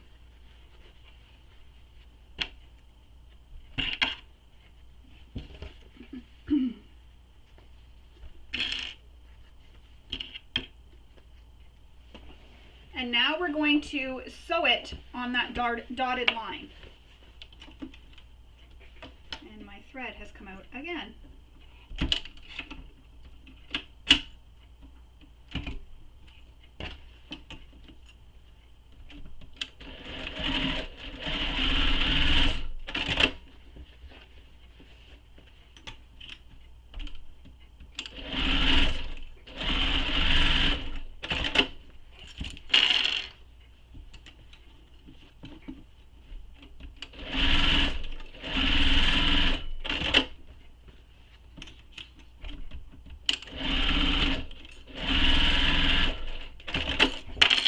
Now we need to fold the dart to the side and press. So that's what I'm going to do. I'm going to go fold my darts and I'm going to press them with my iron so that they're pressed over to the side, and then I'll come back and we will continue on. So I've pressed my darts. I just wanted to make a note. When I pressed my darts, I pressed it so the exterior goes one way and the lining pieces go the other way. That way here, when they're together, they will nest. So I'm just going to baste it. I know she says if you're using cork, you can baste them, but I'm going to baste them in place. Just like that, just along the bottom so that they don't move on me.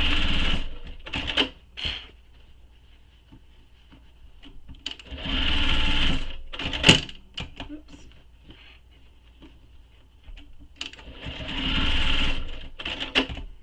Trim all the threads.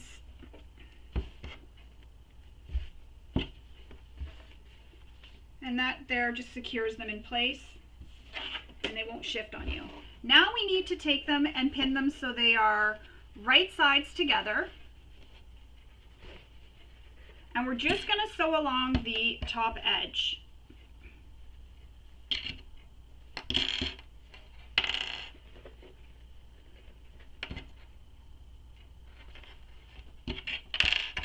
So I lined up my center and my sides, and then I pinned the rest of the way.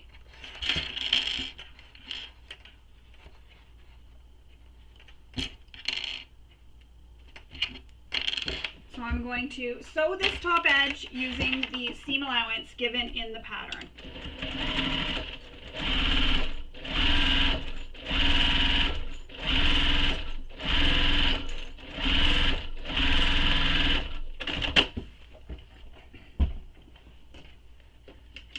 Cut your threads.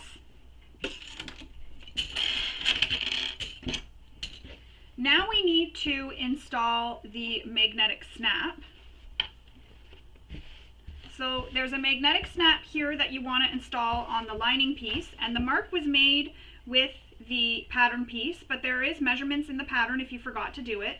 So you can go ahead and make those marks now. I'm just pressing this open because when we go to top stitch this later, it'll look a lot nicer if it's pressed open. Excuse me.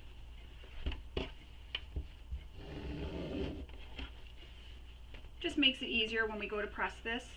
which actually I think I'm going to press it now. I know we press it later, but it'll be hard when my magnetic snap is there. So I'm going to go give this a press, and then I'll come back and we'll install our snap. Alright, so I just pressed this just to make it easier for when we go to press it later. I don't have to worry about my magnetic snap being in the way. So now we need to install the male half of the snap, and there's a measurement, as I mentioned, given in the pattern for where we're placing that. And while I was off camera, I made sure that I had all my marks in the right place. I accidentally put these backwards, so I had the marks for my lining on my exterior and vice versa. So I fixed those marks too while I was off camera. So now we need the male half. And you'll want to install these as per your manufacturer's instruction. So for me, this is what I do. I take the washer and I make the marks on the back of my interfacing, because I always have a piece of scrap interfacing behind the prongs. And then lining up the top edge of the washer with that line we drew. So the washer is being lined up, it's not being centered. The top edge of your washer is lined up with that line. Then I'm going to draw the lines for the prongs. And that's why I drew this little like half circle, so I knew that that's where the washer was going to go. We need some of our fray stop, or whatever you use to seal your anything that you rip or seams or anything. I'm going to apply this to where those slits are. Now I will push my male end of my snap through. I will put the interfacing through, and then my washer, and with my pliers I will bend these.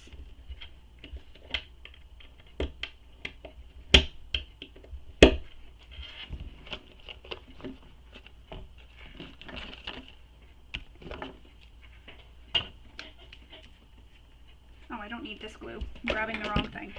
So with the duct tape now, I'm going to place some duct tape over top of my washer. Just like that. And now we have one magnetic snap installed. Next, we need to install the female portion onto our exterior side of the pocket. So you're going to repeat that whole process, but with the female half.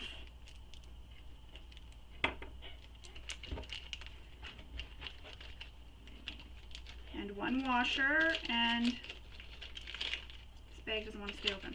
One washer and one piece of interfacing. Again, make those marks. And you're using the measurement down from the top to here. If you're not using the pattern piece, it'll be down from the seam. So this seam here down is what your mark will be. Again, lining up the top of the washer with the top of that mark.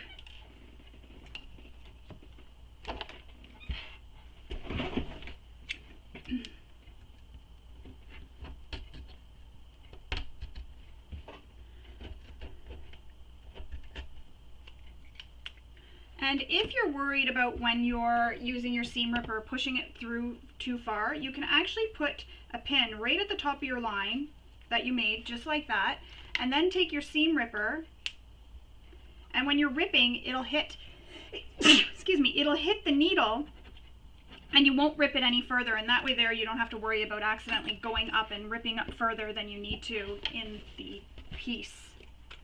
So some more sealant. Oops.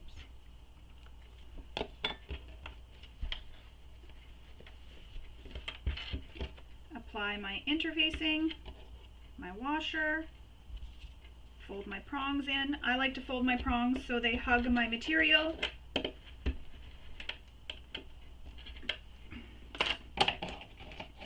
Some duct tape over top of the prongs.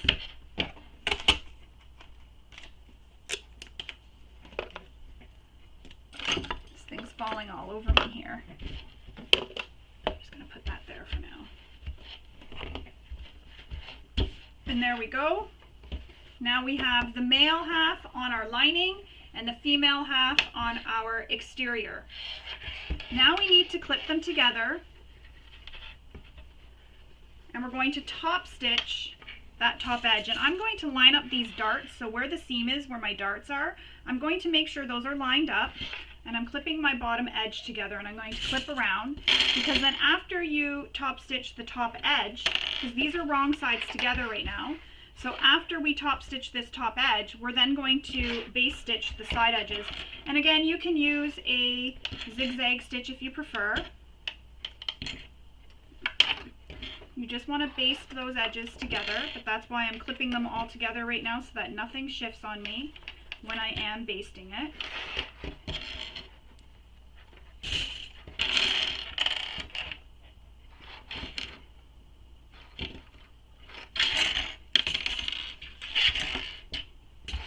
So now I'm going to top stitch this top edge. And, oops, sorry, that was really loud. Just poked up that top edge there a little bit. So I'm going to top stitch this top edge.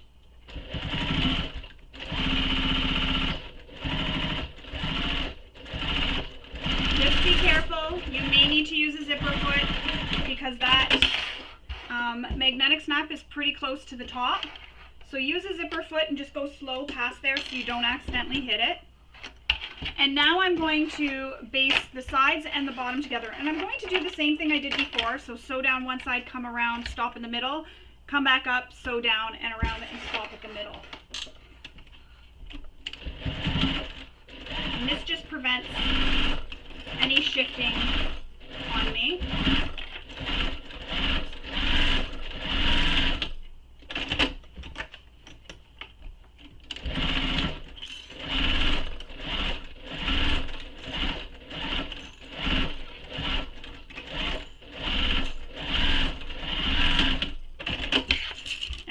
Longer stitch length because basting is just holding your fabrics together, returning my stitch length back to the length I used for stitching, and that's how it looks. So we have this little pocket with these darts that kind of puffs up your pocket.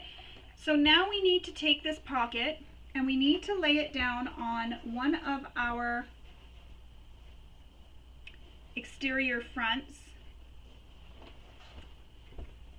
here.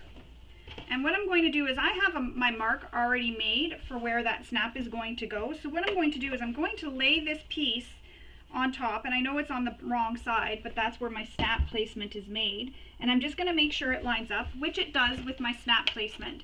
So now we're going to install the female half of the snap there, because the side that it's attaching to is the male half. So now I'm going to install the female half. Oh, this is stuck together. The last time this happened, my son had to get it apart. And he's not home anymore. He's in school in person where they were online last year. I can't get that apart. Oh my goodness. Well, we know these magnetic snaps are good.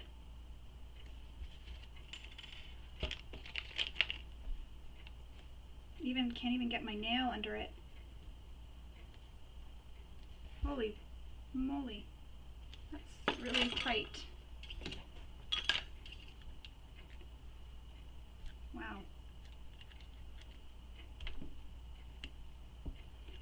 I can't get this apart.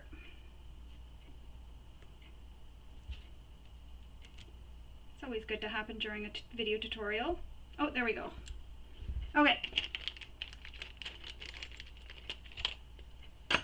Usually there's a little piece of plastic or something that's between them, but there isn't here. Anyways, we got that apart. So now we need to take our washer, and again, same thing we did previously. Make those slits. Oops. Make all the marks for the slits. Line up your washer with the top of the mark that you made and center it.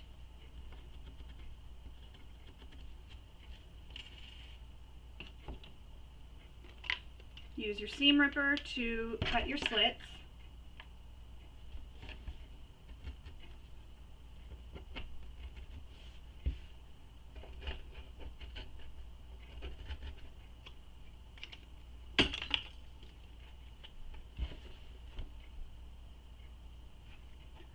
some seam sealant. Push the prongs through the holes you made.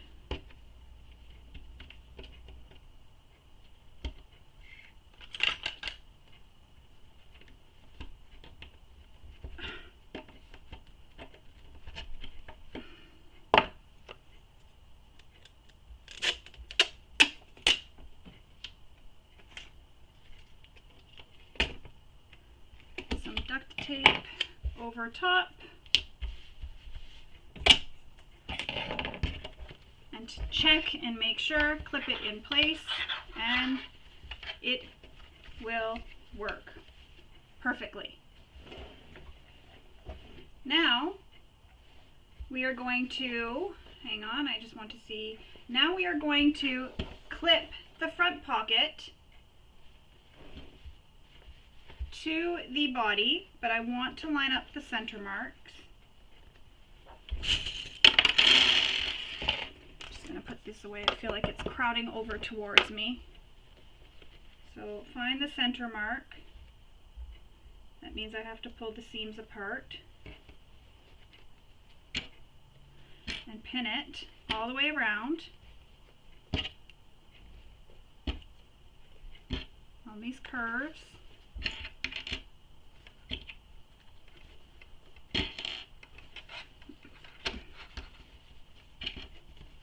And the pocket will not sit flat. It will be puffed up, I guess is the word you could say, because it is a 3D pocket.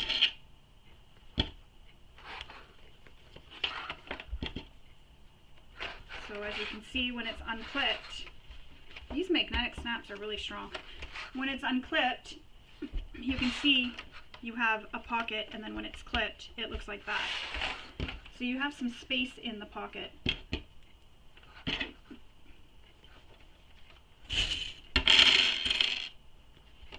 Might not be the magnetic snaps that are strong, it might just be the user. Excuse me.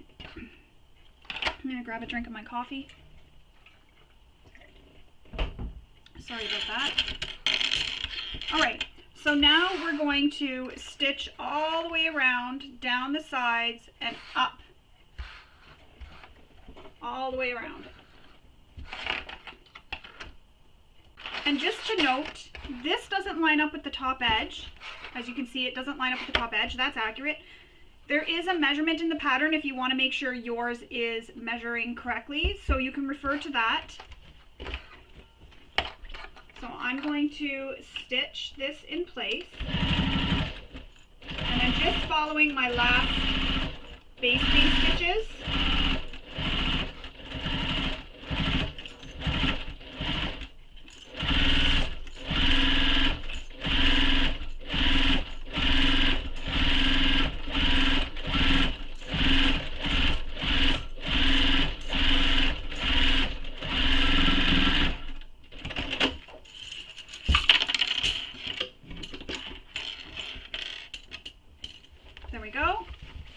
And that's how the pocket looks so far, attached to the front of our bag. Now we need to install the male half of the magnetic snap onto our bag flap. And this you will want to put onto the lining part of the bag flap, not the exterior. So my exterior has foam attached.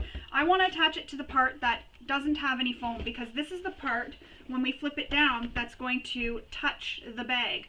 So you want it to be on your lining, and there is a measurement in the pattern for where this goes, or you can use the measurement that is on the pattern piece. So this is the last snap.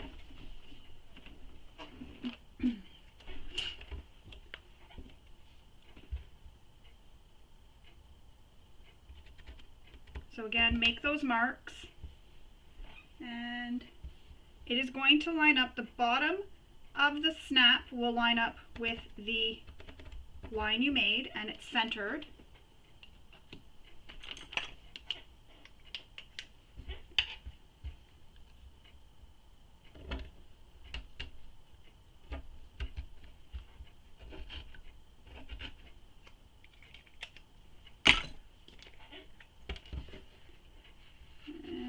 just trying to feel, it's hard to see on this material because it's so busy, which is probably good.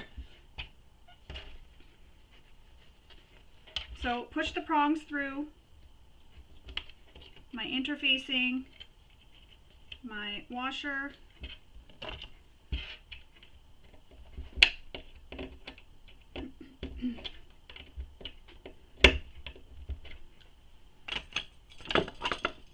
and then the tape,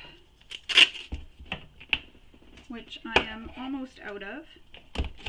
I have another roll I have to grab.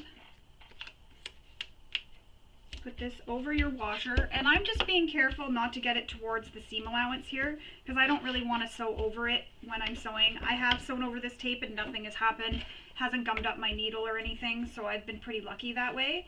So now that is attached, I'm just seeing, so we're going to move on to our optional straps, and those are those decor straps that are going to go over your flap. So I just gotta find mine here. Everything's a mess now.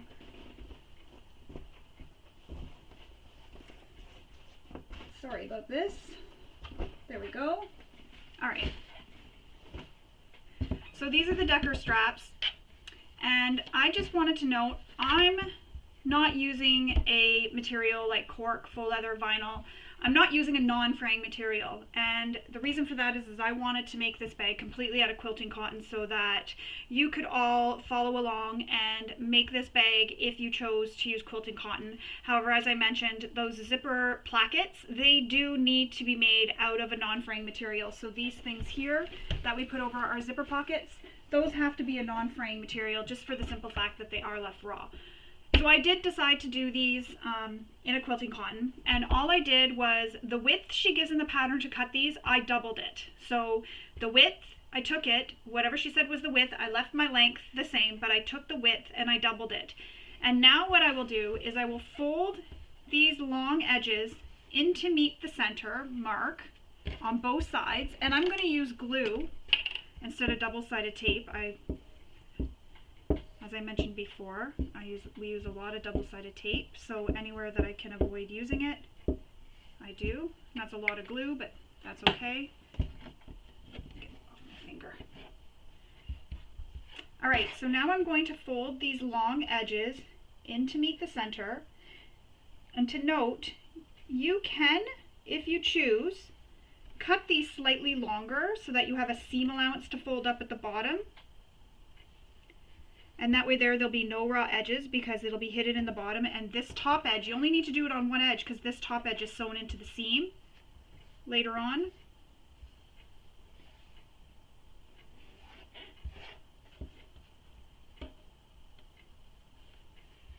So once you have these long edges pressed into the center like this, we're then going to take this and I'm going to take it to my iron and dry it. So I'm going to do that with both of these. So the long edges again are pressed into the center and then you leave it to dry, or you can press it with your iron if you're using quilting cotton like I am, or if you wanted to do it this way and didn't want to have raw edges with your non-fraying material, you can use double-sided tape. So I'm going to take this to my iron and give it a press. Now we're going to top stitch these using the seam allowance given in the pattern. And as you can see, I pressed mine. You could just press them if you're using cotton. I just like the glue because it helps hold it in place and make sure nothing shifts on me.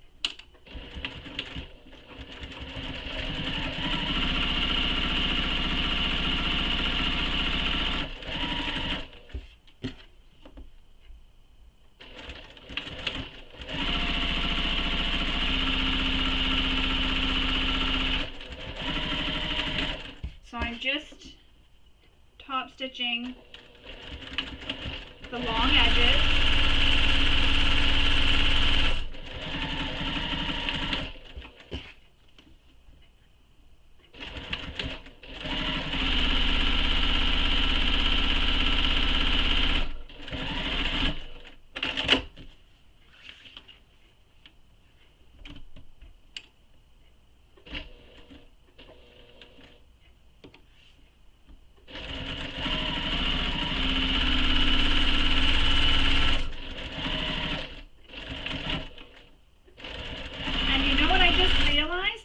need 4 of these, I only need 2.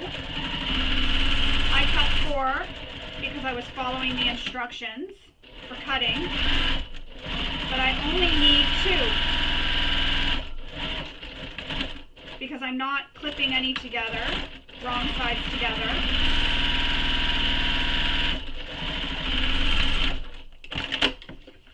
So I actually only need 2, I don't need 4. I just realized that if you're doing them the other way, you'll have raw edges and you'll clip them together like this so that they both finish on both sides. But if you don't want raw edges, you can do what I did, but I only need 2, so I'm just going to pick my 2 that I like the top stitching on the best. And I think that's this one and this one, so I only needed 2, so I'm going to put the other ones off to the side. Oops. Alright, so they're top stitched. Now there's some marks we need to make. So again, if you were using cork, they would be, or vinyl or faux leather, they would be raw on the both edges. You'd pin them together and then you would top stitch them. However, because I'm using these, I have them so that it's folded, I don't have any raw edges, and I'm just sewing down the sides. So now we need to make some marks for where we're putting our rivets. So I'm going to go off camera and I'm going to go make those marks and come back and we will continue on. Alright, so I've made those marks for where my rivets are going to go from the bottom up, right here. So on this one edge where it's raw, I'm going to add a little bit of fray stop. Alright, and now I'm going to install my strap ends.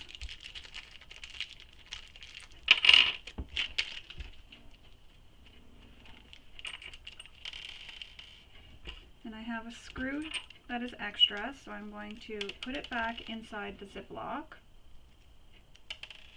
Of course, I can't pick it up.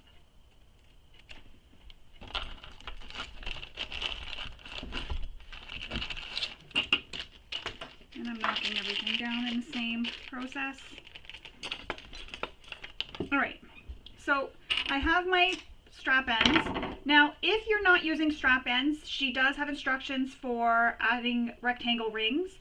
I'm using strap ends, and this end is raw, and it'll fit in here, but it's really loose. So I'm going to use that measurement she gave for where to put the rectangle ring, and I'm going to fold my strap end up to that mark and then fold it again. So I folded it twice, and that encloses that raw edge and also makes it so it fits tighter inside the channel of the strap end. And I'm going to use a bit of glue here in the channel.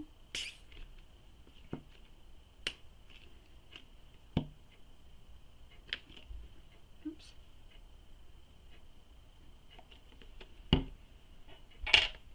Just to glue that in place. And again, I've just folded this up to that line and then folded it over again, and that just hides those raw edges. And there's glue coming out the side. Then I will screw this in.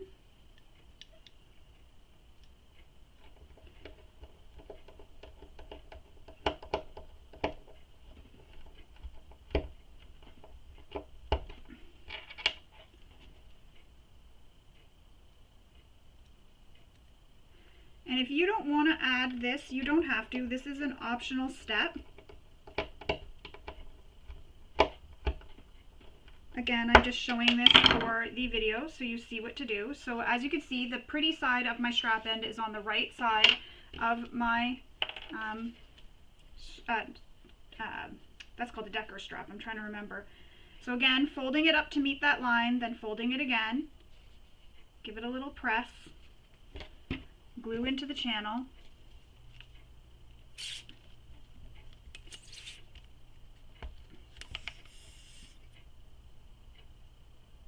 I gotta unclog this. I think it's clogged a little bit, so that's why I'm having a hard time.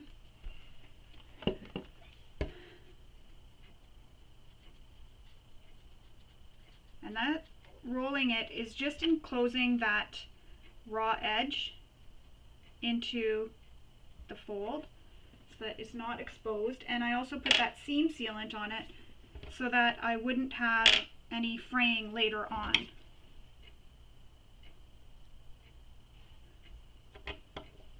Now that's where I was mentioning you could cut this longer, oops, and fold it under. So fold the short edges in before you press these long edges over. So fold the short edge up and then fold the long edges in, and then it'll close the raw edge. And then you could fold as I was just showing you here if you really want to make sure your raw edges are enclosed.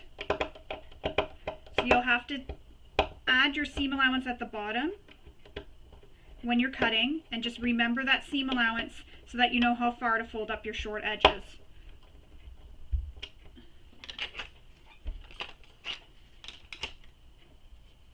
And there's the second one.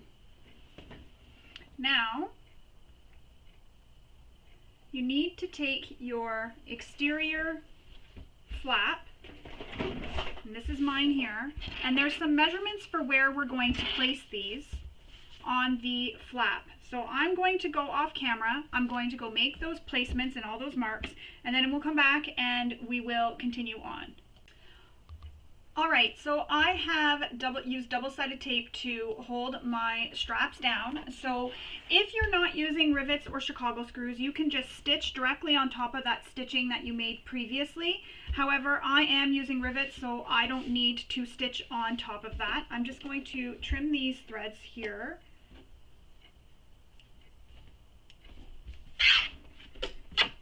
And what you can do is get as close as you can to this hardware, and then just pull your threads through to the back side and tie them off.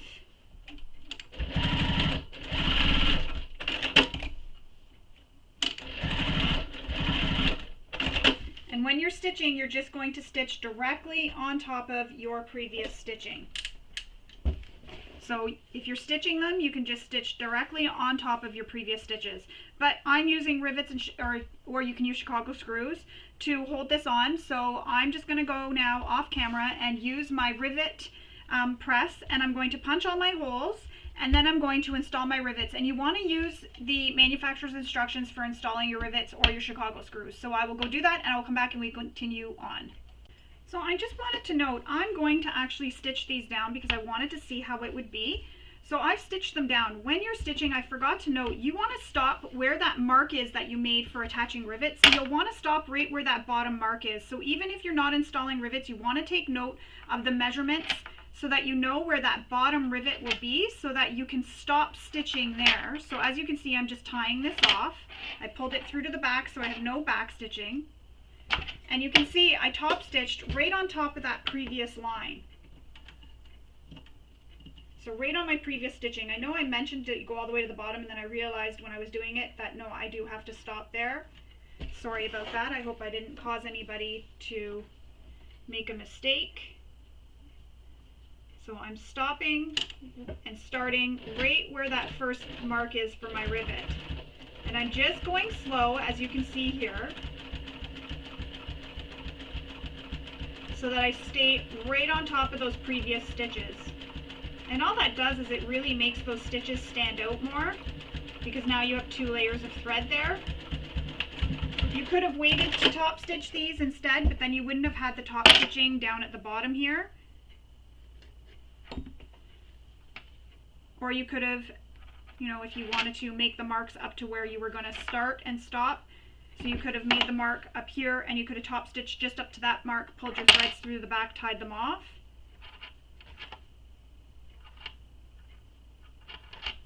But for now, we're just stitching directly over top. Just take your time, go really slow.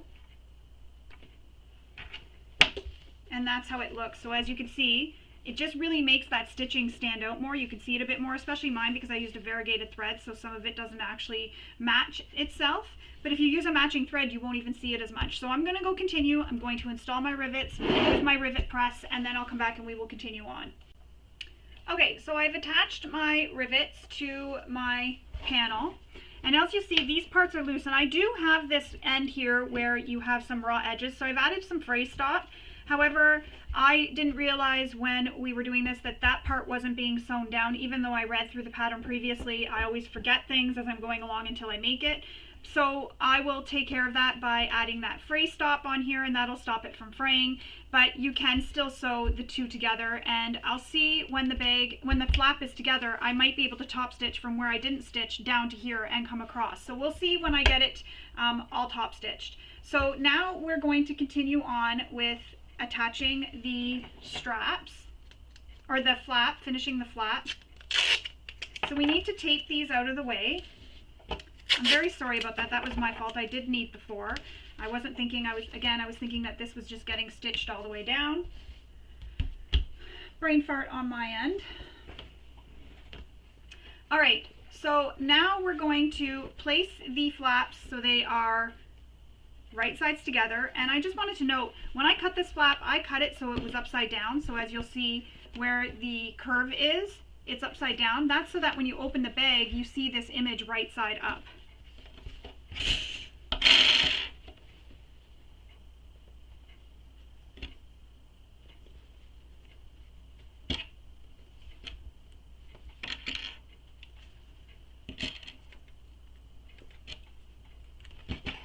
So I'm just pinning it, lining up the center marks and then pinning the rest of the way around. And those decor straps are up out of the way.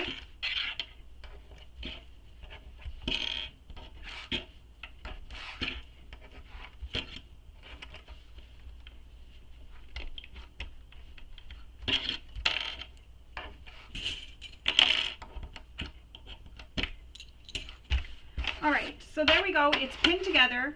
Now we're going to, hang on a second, I just want to make sure. So my foam is already pinned to it.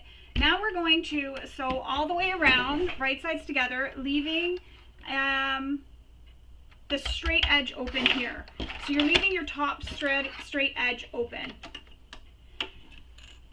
And you're going to sew this with the seam allowance given in the pattern.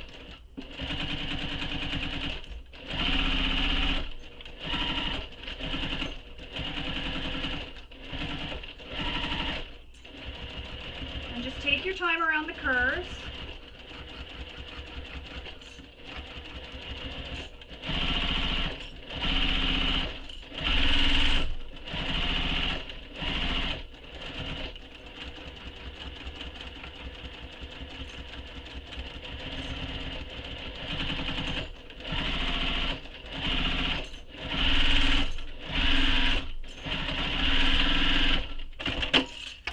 Now you'll want to check and make sure that you've used an accurate seam allowance. And the other thing I'm going to do is, because my foam is cut to the same size as my panel, I'm now going to trim it out of my seam allowance. You can do this before, but I attached my foam to my panel, so I didn't want to do that, but I knew I could trim the foam out of the seam allowance after. So that's where my duckbill scissors are going to be helpful.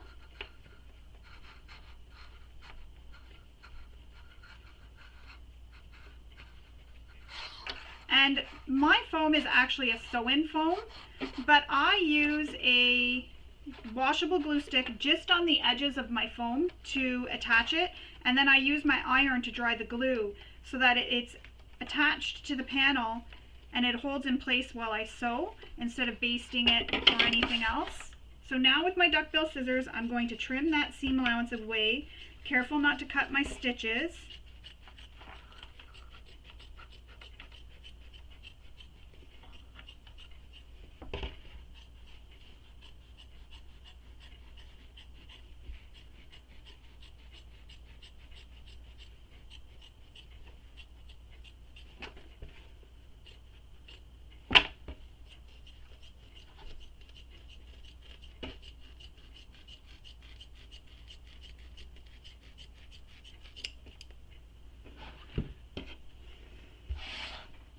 So I've trimmed the foam out of that seam allowance.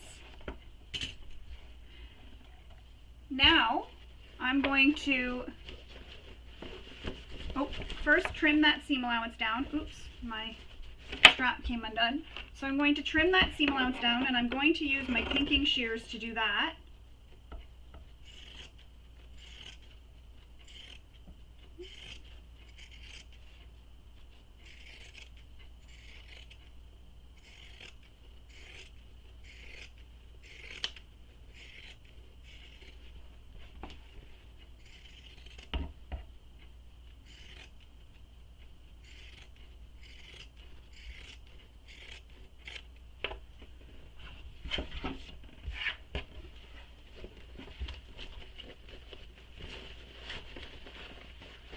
turning it right sides out, poking out my curves.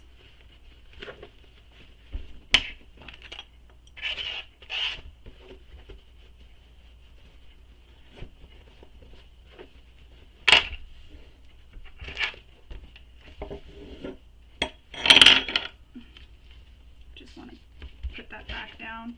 So I'm just using this to gently poke out those curves and get them all nice. As nice as I can.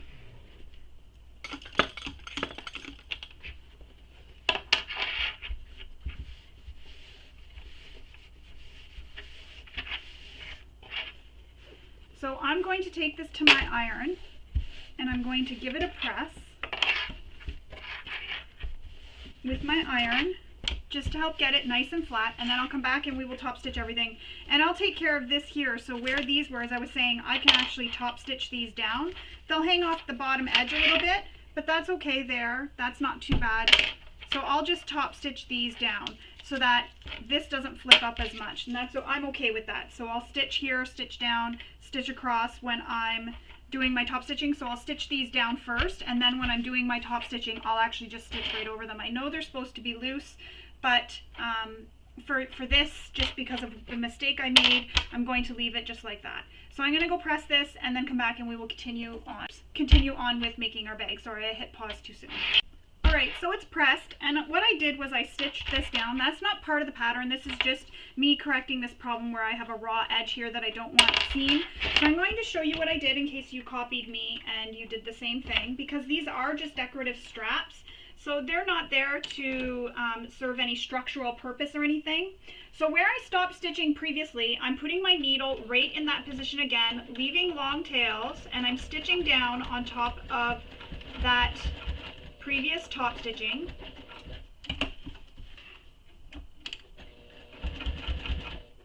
Stitch across the bottom, stop when I reach that previous top stitching, and if for some reason it doesn't stop right in the top stitching, I will maneuver it so that it does.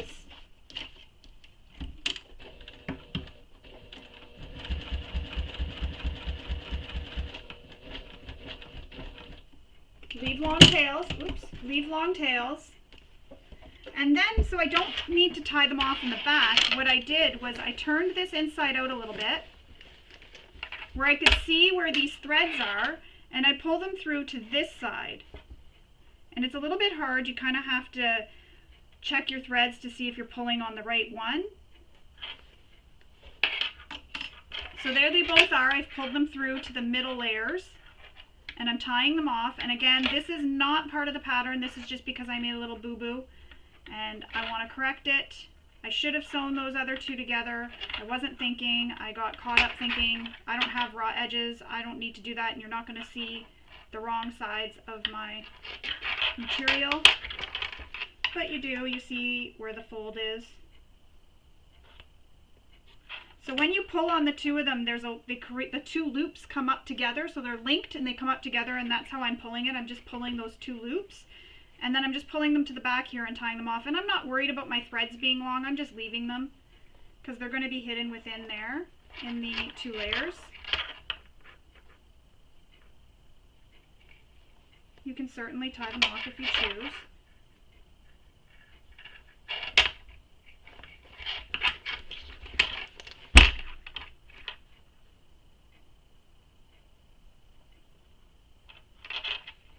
I will make note of this in the description of the video, just in case.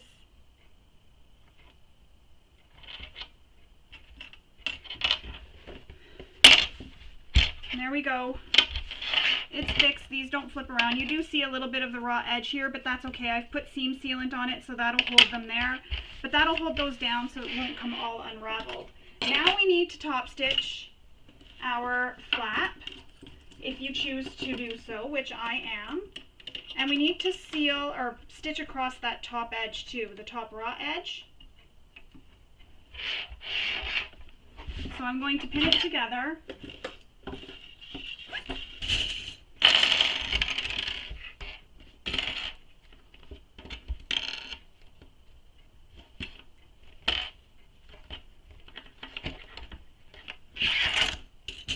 we go. So I'm going to top stitch all the way around my bag, and I'm going to also close this gap at the top.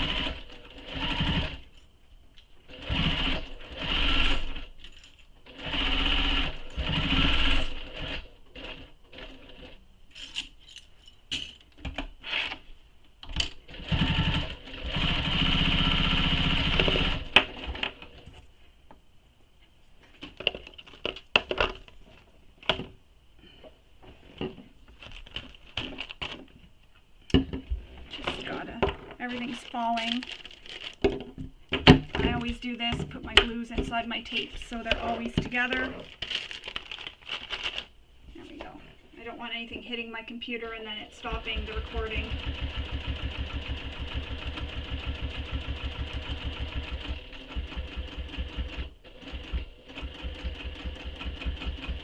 And so I'm back where that previous, and I'm out of bobbin. Oh, for crying out loud. Alright, so I'm going to go change my bobbin, and then I will come back and we will continue on. Alright, bobbin changed. Seems like everything that could happen is going to happen with this bag. I guess it's just not my day today. Alright, so continuing on, I went back a bit to the top seam here because I didn't want to have to tie off on the side.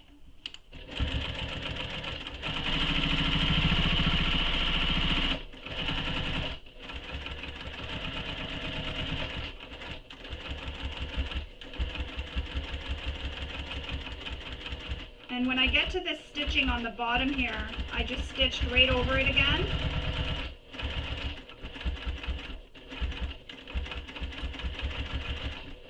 Now you're supposed to flip these out of the way, these decor straps. However, I didn't because of the mistake I made. So I'm permanently attaching them so they can't flip out of the way.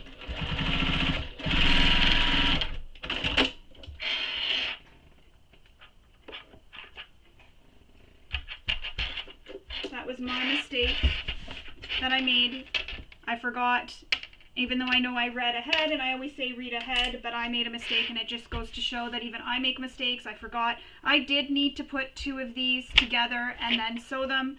I didn't do that, and that's why I have this little bit of a raw edge showing, but not too much, so that's okay. I'm okay with that.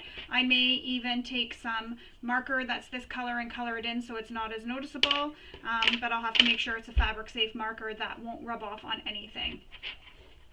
Now, we need to work on our optional key strap. So for this, you're going to fold the pieces in half, right sides together, and then you're going to sew it down the long edge. So we're making a tube.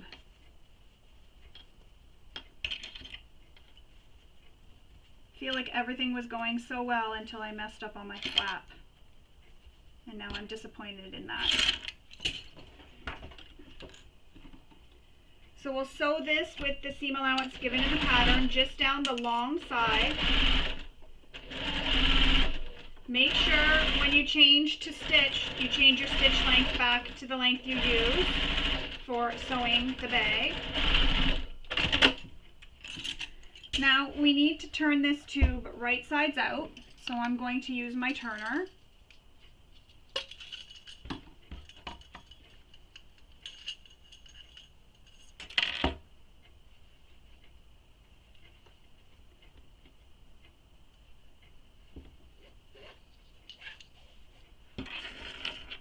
I'm just going to turn this right sides out. So I'm going to hook this into the seam or into the material. Oops.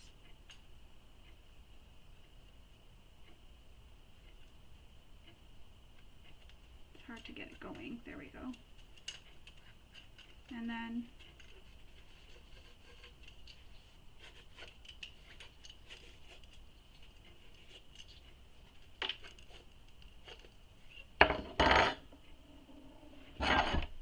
go. Now we're going to take this to our iron and we're going to press it so that that seam is in the middle of one side. So I'm going to take this to my iron and press it again so that seam is in the middle. I'll be right back. Now we need to tuck these short edges in.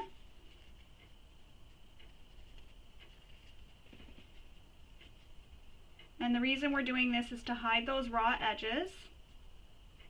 So just tuck them in, and I'm just finger pressing so I don't have to get up and go to my iron again. Not that my iron is far, but it's just right behind me here. But just so I don't have to pause the video again. So I'm just pushing that in.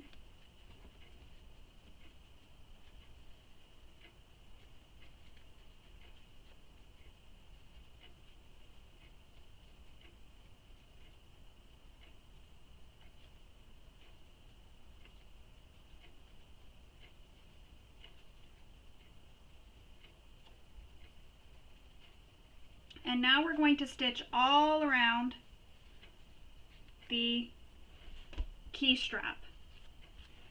So we're top stitching all the way around.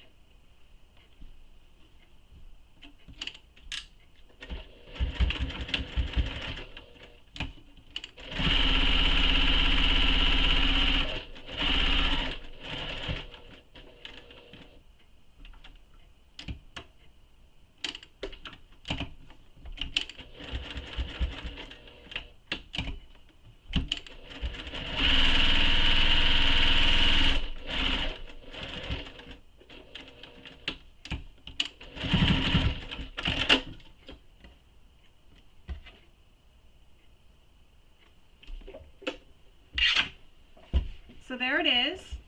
Now we need to attach our swivel hook. And there's a measurement given in the pattern for how far you're going to slide the swivel hook on. So I'm just going to bend it or fold it at that mark right now. So I've just folded it at that mark. I'm going to slide my swivel hook to that end.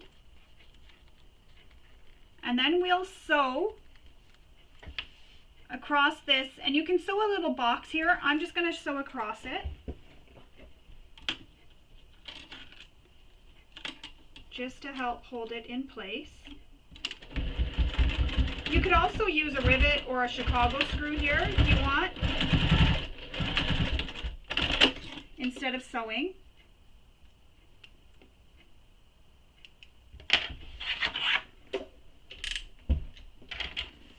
So there it is. There's one end, oh my goodness, I'm lost for words again. There is the key strap. Now we're going to put this off to the side for now, and we're going to move on to our D-rings and our D-ring connectors, which I need to find mine. Mine are here. So here they are. Oops. So I added some interfacing, keeping it out of the seam allowances, to the back of my D-ring tabs. And the reason for that is just to give it a bit more extra hold, or not extra hold, extra security and extra strength in them. So what you're going to do is fold the long edges in to meet the center, and then take it and press it. If you're using a material that you can't press with an iron, you'll want to use some double-sided tape. So I'm going to take this to my iron now, and I'm going to press them, and then I'll come back and we will continue on. So I've gone ahead and I have pressed them. So now I'm going to top stitch the long edges here. And again, I added that interfacing in the center, and I cut it 1/8 of an inch smaller than the finished width of this connector. So it's 1/8 of an inch smaller than the finished connector.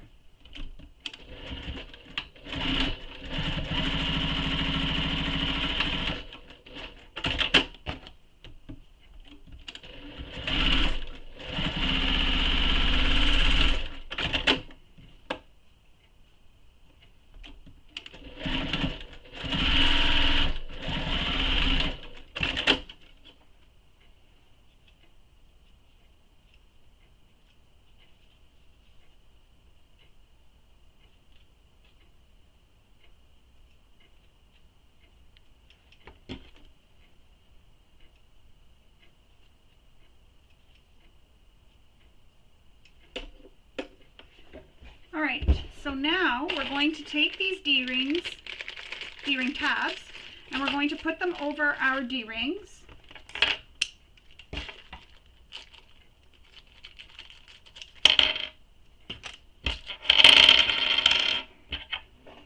So we're going to slide the tab onto the D-ring and clip it in place on the short end. Repeat that for the other one. And you'll find with the interfacing there, it makes them nice and strong, but you can also use the tape that she mentions, or the gross grain ribbon in the center. That will help also hold it in place, or not hold it in place, give it the extra security.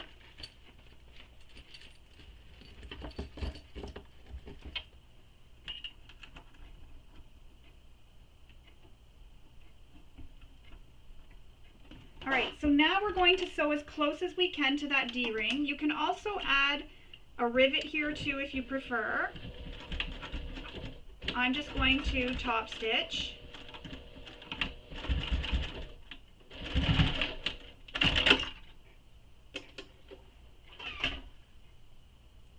That was my iron.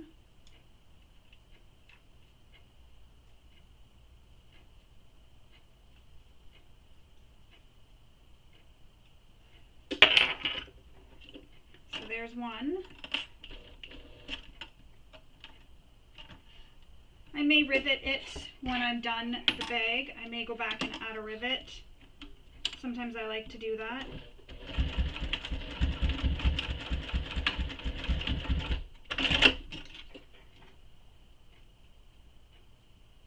I like to add a little bit of extra bling sometimes.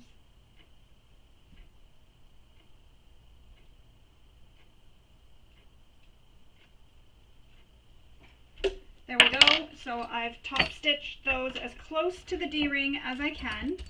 And you can sew a little box, but as I said, I'm probably going to go back and add a D-ring later when I'm done putting these into the bag. For now I won't, because I want to make sure I don't hit the rivet when I'm sewing. So that's how that looks.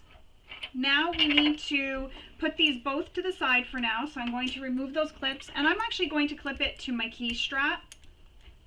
Oh, maybe I can't because I used a smaller swivel hook for that. So I'm just going to put them off to the side. Now we are going to move on to sewing the outer gusset to our body front and back.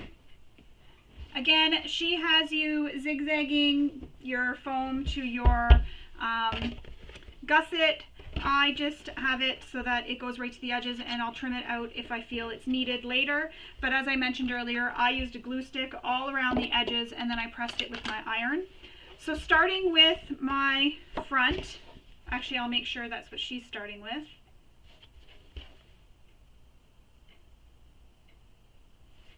Alright, so if you're using the other strap handle anchors, the ones that have a pattern piece, you need to attach those now. That's what she's saying in the pattern, that you need to attach them now.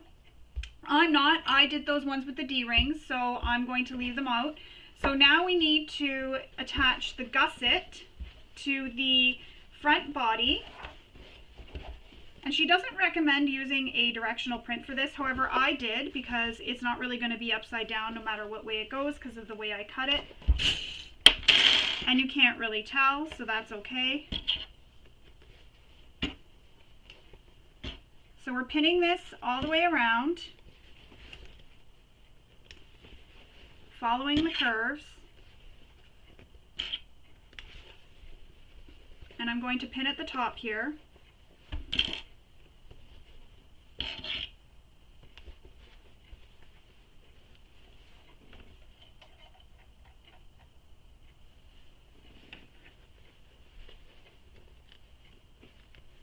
And it will be longer again. I just read that, just to make sure I was remembering it was correct. Oops. Again, I read these patterns, and then sometimes it's a couple of days before I actually make them. So sometimes I don't remember everything I read, or because I filmed another tutorial or worked on another bag, I get a little confused. So I'm very sorry if I get confusing. Definitely having your pattern open will be very helpful. I wish I didn't make mistakes, but I do. And as soon as I catch them, I'll correct them.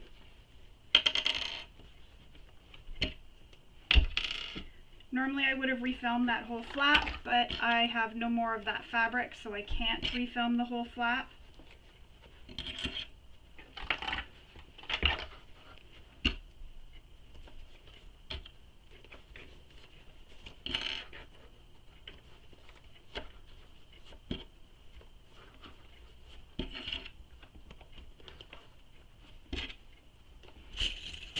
Alright, so as I mentioned, there is excess at the top. That's okay. So now we're going to sew this using the seam allowance given in the pattern. And you can do the same thing as we did for the lining and snip into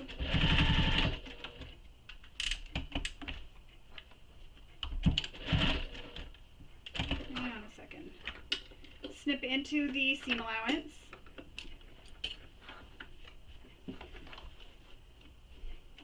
Sorry, I stopped for a second because I was checking something. So when I get down to that curve, I will snip into the seam allowance.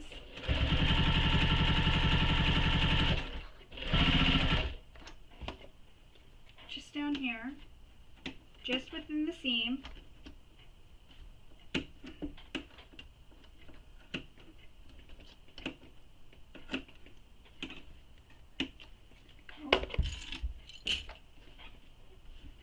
And this will just help this curve nicely.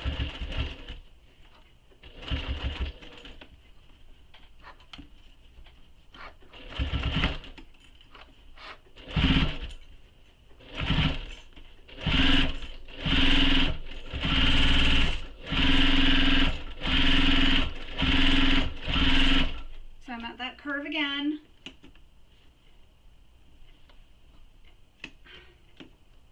Make those snips just within the seam allowance.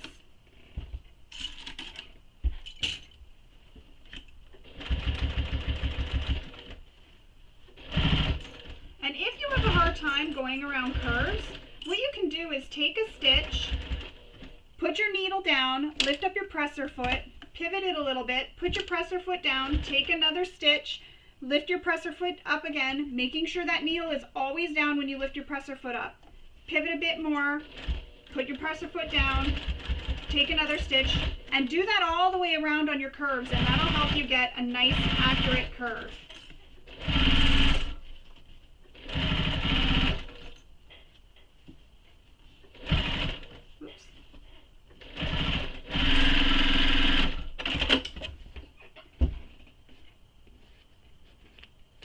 I wasn't sure if my thread was catching at first when I started. That's what I was checking.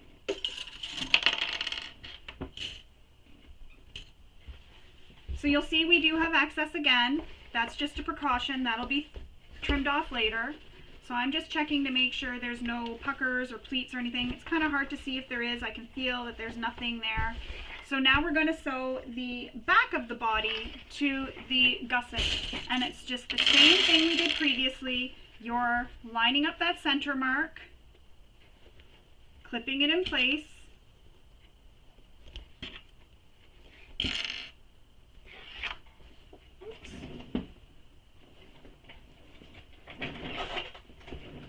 actually really excited to see this bag finished. It looks like it might be a size of bag I might even like, because I usually like pretty big bags, but this seems pretty big, which I like.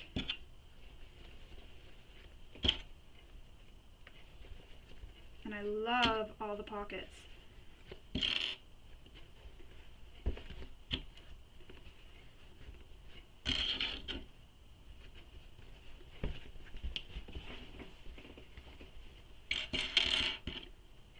So I may be keeping this one for myself. We'll see.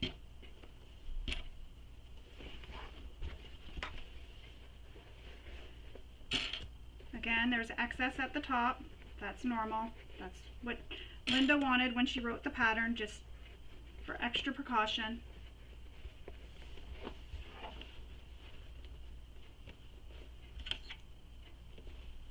Always better to be safe than sorry.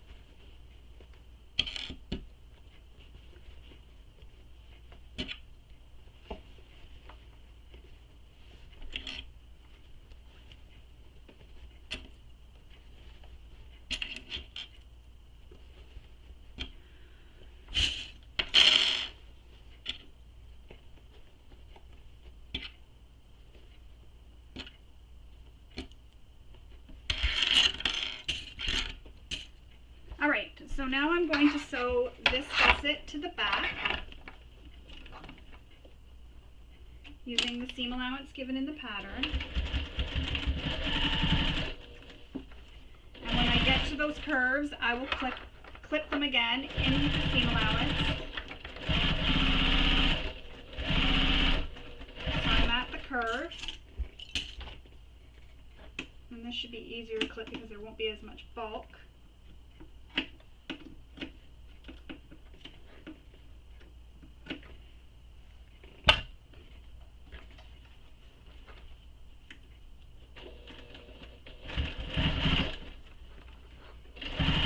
Just make sure you keep everything nice and flat.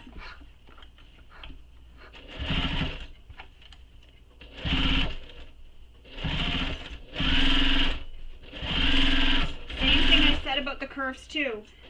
Take your time going around them and go one stitch at a time if you have to.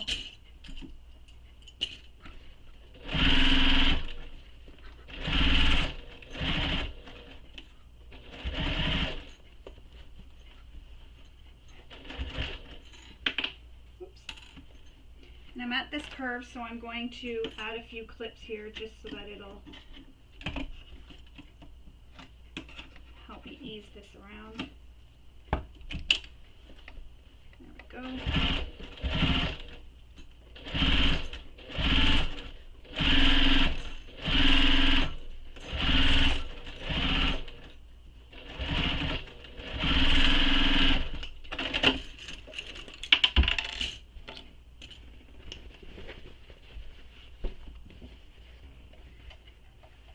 Now,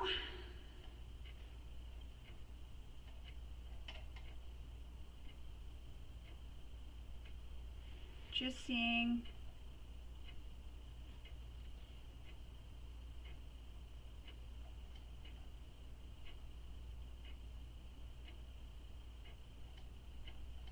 all right, so we're going to trim our gusset seam allowances.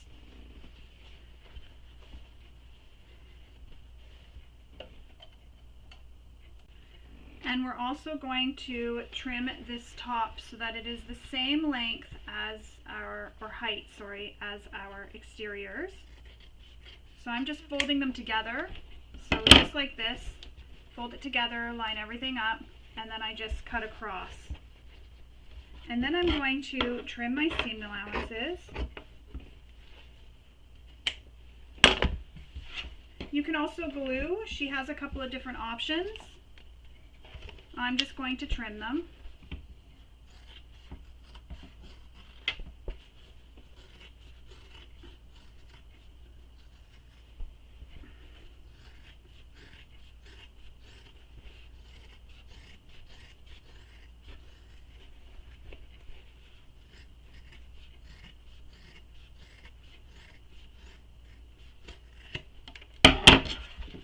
There's one side trimmed.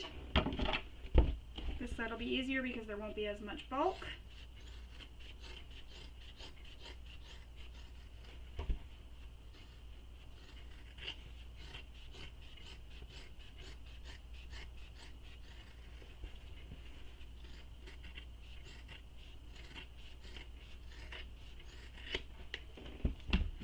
All right. Now we can turn the exterior right sides out. My hands are really starting to get sore.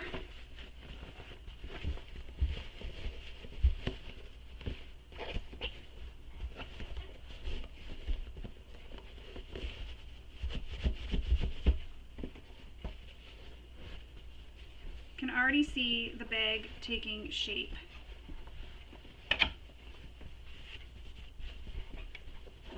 And after, when I go to press this, I will press all my edges so that it gets a nice press all the way around. But look at how cute that's looking so far. I really like this front pocket, to be honest. I think it's really interesting. So now we need to take our D-rings, and by interesting I mean different. I haven't seen one like that that pops up that'll be under a flap. Now we need to take these D-rings, if this is what we did, and we're going to match it to the center of our gusset at the top here. So I'm going to find my center by lining them up and clipping it in place.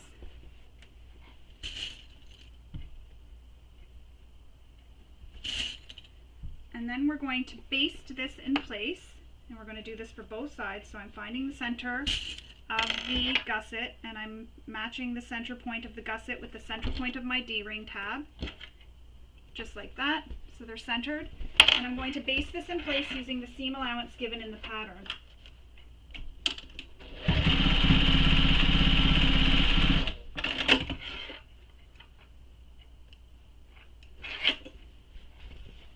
Repeat that for the other side.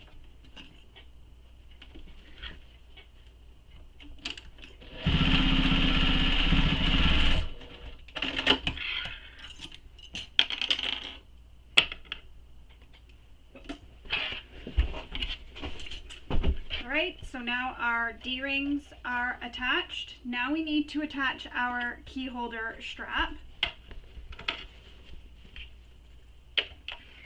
So now you're going to place this with the one end of your gusset and place it just beside your D-ring tab that you just connected. And you can put this on whatever side you prefer. So I'm going to clip it right there because that's the bag. If I wear it on my body, that's where the front of the bag would be. And if you don't want to clip your keys to this, you could even clip your hand sanitizer to it.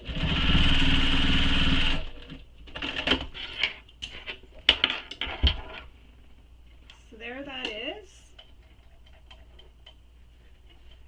Now we need to attach our bag flap.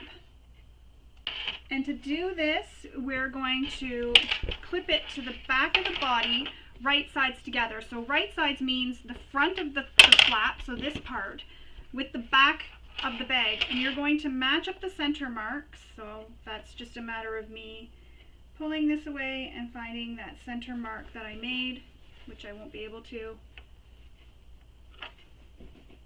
So I'm just going to make a mark by folding it in half, just within the seam allowance. And again, your bag is with the back facing up towards you, flap, front, down. That's because when it flips over, that's how it's going to look. So line up the center marks. I'm just going to take another drink.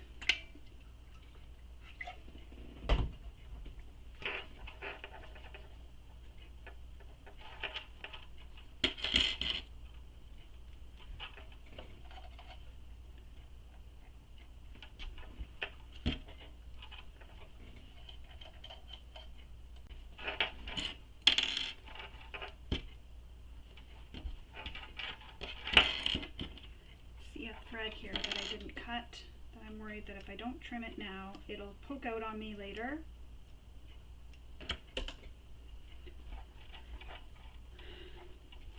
So now we're going to baste this to the back of the body using the seam allowance given in the pattern. And I don't have a free arm on my machine, so I need to maneuver this so that I can sew it. Normally I would turn my bag right side into the, with right sides out, or not right sides out, wrong sides out or lining side out. But this is a wide enough bag that I can get it around my machine. Some bags are not. There's just enough room to get it around.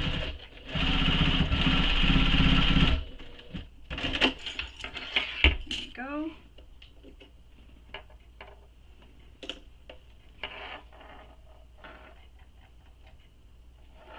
Now we're going to assemble the inner satchel lining and outer satchel. We're actually almost done. So I'm going to check my measurements. I'm going to measure and see if these are all the same at the top. If the lining has to be adjusted, you can adjust by increasing or decreasing your seam. So I'm going to go, actually I can just do that now here.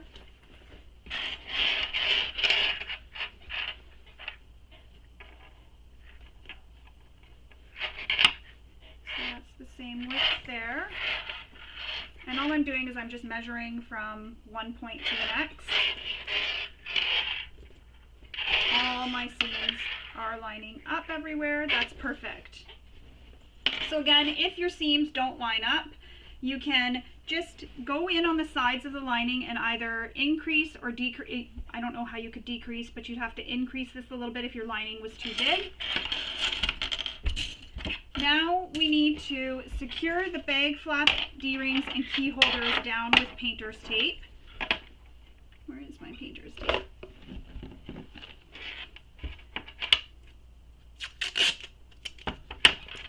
So I'm just going to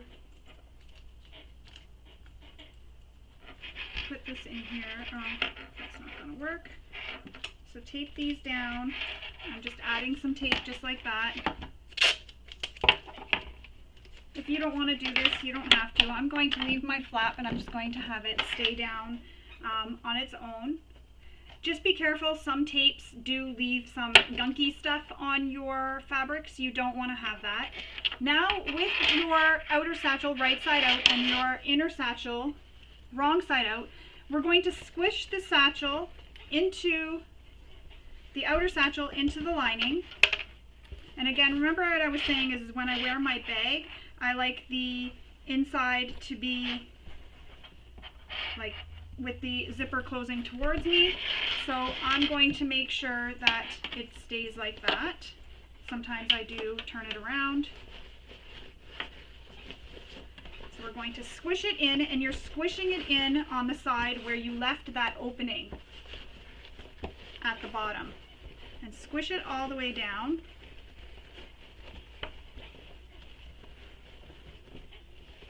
And then, I don't like how those sound when they're dragging. There we go. And now what we're going to do is pin it all together, matching up your side seams. So these side seams here on the lining, so not the center gusset seam, just the side seams on the gusset, where the seams that meet the front and back lining, you're going to match up that seam with the front and back lining seam on the exterior as well. And you can nest your seams or press them open, whichever you prefer. I'm nesting, so that means one seam goes to the left, the other seam goes to the right. That's what we mean by nesting. Use lots of clips. So I do the sides first.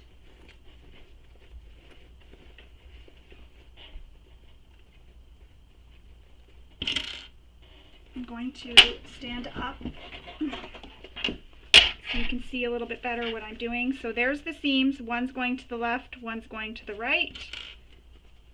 Clip it. Make sure this stays nice and straight. Put some clips. And then there's center markings here on my exterior and centers on my lining. I'm going to line those up.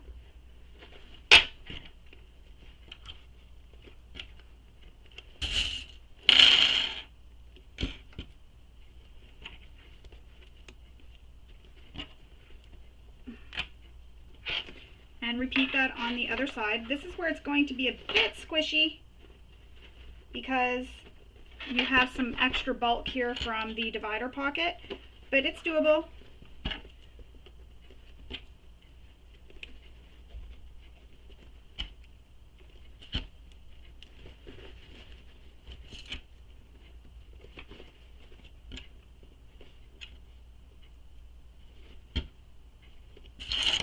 All right.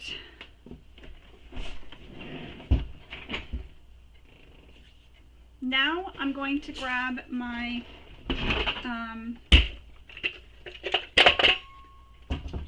extension table.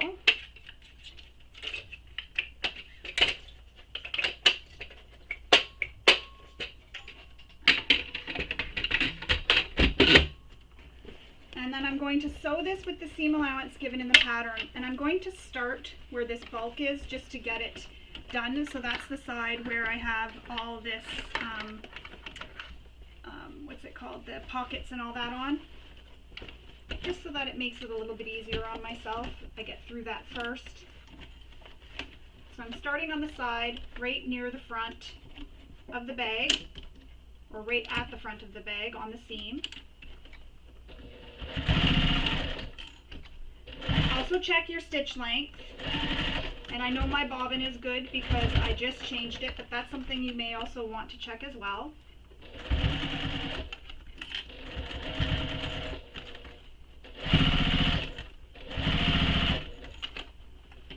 And I'm just making sure everything stays flat.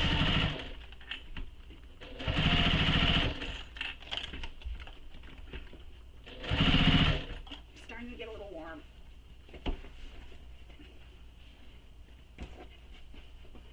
Oops.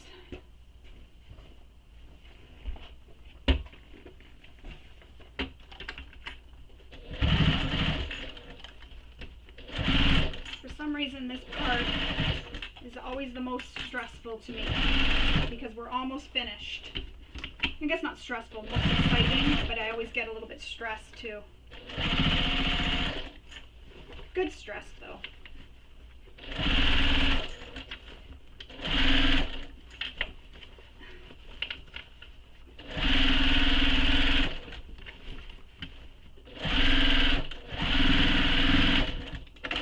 So where those D-rings are, I'm going to go back and top stitch over them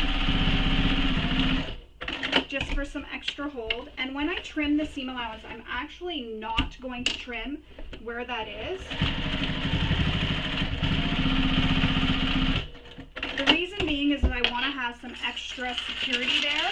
And if I trim it, there's extra chance of it possibly coming out of the bag. Just going to move my extension table. So now I'm going to trim the seam allowance, and again, I'm not going to trim where these straps, oh, and the key ring too. I forgot to sew where that key ring is.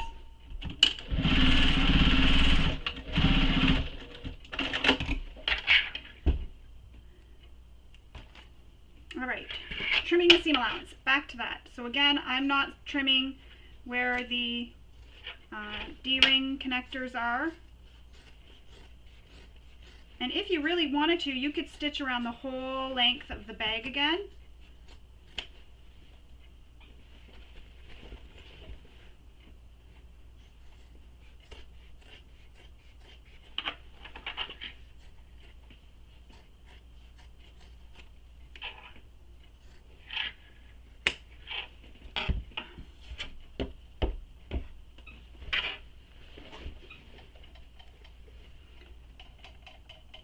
Now we're going to gently pull out, and my hands are really sore, but gently pull out. I'm going to pause this for now and come back and we'll finish this. I just need to take a break. My hands are really sore, so I'm going to pause this and come back and we'll continue on.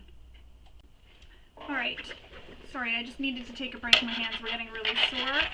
So now I'm just going to continue trying to push this out.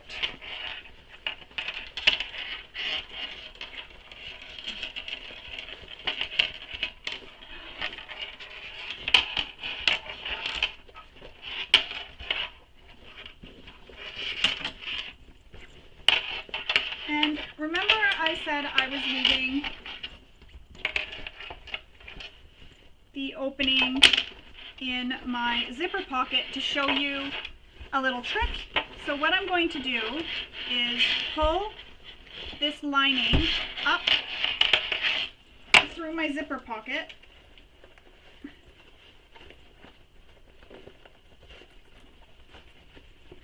And I'm going to clip it together. This way here, you don't see how I sewed it together here. Instead, it'll be in the opening of my zipper pocket.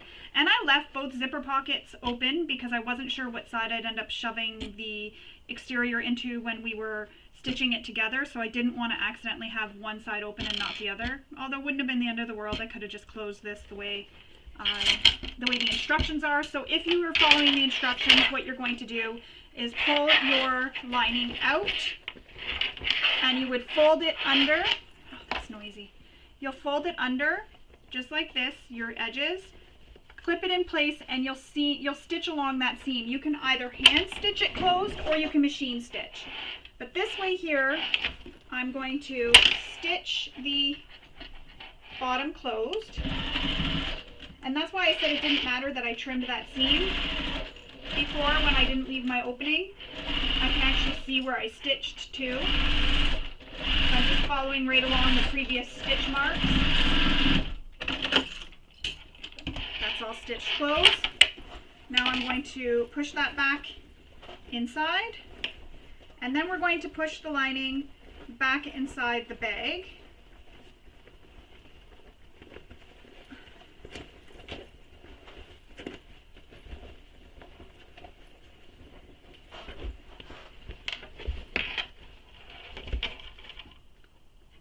Some threads poking out of the seams.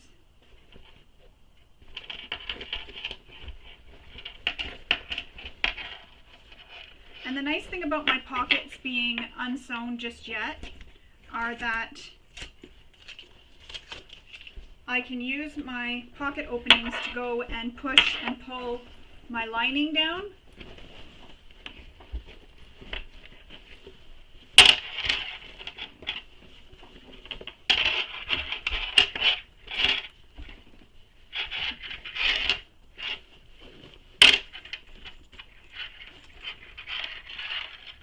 So now I'm going to take this to my iron and I'm going to give it a really good press all around that top edge.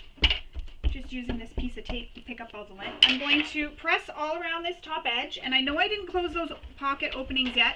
I like to save those for the very end so that if there's any more pushing into the bag or anything that I need to do, I can definitely do that. So I'm going to go press the top edge of this bag, and then I'll come back and we will top stitch the whole bag. Alright, so I've pressed the bag. Now I'm going to turn it so it is wrong sides out, so lining side out, so that I can top stitch around the bag. Because I don't have a free arm, it makes it very hard to top stitch bags. But I have to be careful. No, that won't work because it squishes it too much, so I can't. So now what I'm going to do, and I know the hardware keeps hitting the table and it's a little bit loud, I apologize for that. So I'm going to leave long tails to start, just checking my bobbin to make sure it's full so I can get all the way around and not run out of bobbin, because I don't want that to happen again. Alright, and this is just so I don't get any nesting. However, if you want, you could leave long tails when you start, tie it off, and then pull them through like we did previously. So I'm going to top stitch this. And she has some tips for if you have difficulty with the bulk, you can just top stitch the back and front. The D-rings need to be sticking up off the bag. You can have your key minder if your machine can go through the bulk. Oh, that's really frustrating. If you're, here, you know what? I can do this, and then I can press it after. So now we won't hear that banging off the table. Okay, so you can have your key minder going into the bag if your machine can handle the bulk, or you can leave it sticking up off the bag like the D-ring tabs. Whatever works best for your machine, you know it best. I'm going to leave the key strap up. I know this machine has dealt with bulk pretty good, but recently it's given me some issues. Maybe it's a bit jealous because I got an industrial machine.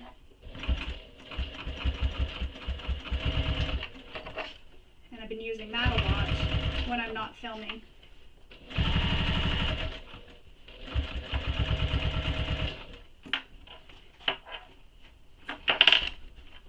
It's a little bit harder to sew this without a free arm.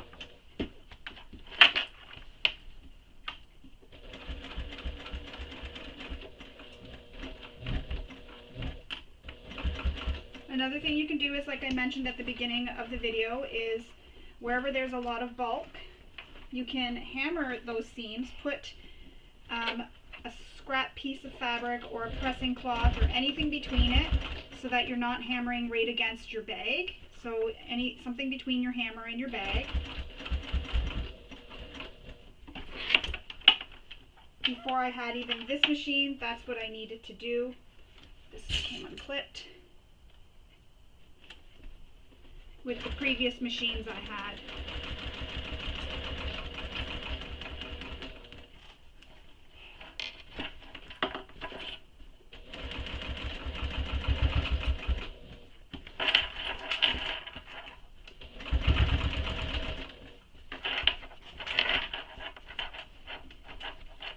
And I just have to keep stopping to make sure that nothing is shifting on me.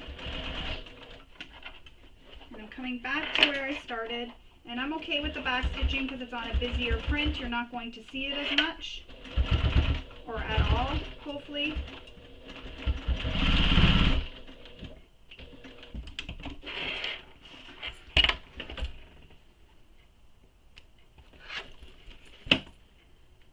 Trim the threads.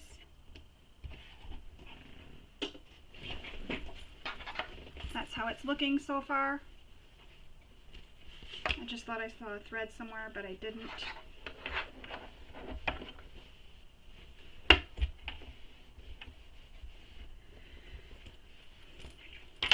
All right. So I'm going to, oh, it didn't crease my flap. I'm just going to tuck my flap in for now, just so that we don't have to hear all the noise. Now we need to take the zipper pockets and we need to turn them under. So you need to take this, and you can take this to your iron and press it. Turn them under. And use the seam allowance that we were using in the pattern to sew the bag. And I just kind of know by looking what that looks like, and also by the measurement on my fingers. So I use my hand and I kind of remember where that measurement is on my hand, or on my finger I mean. So there's two pockets, so we need to do this with both pockets.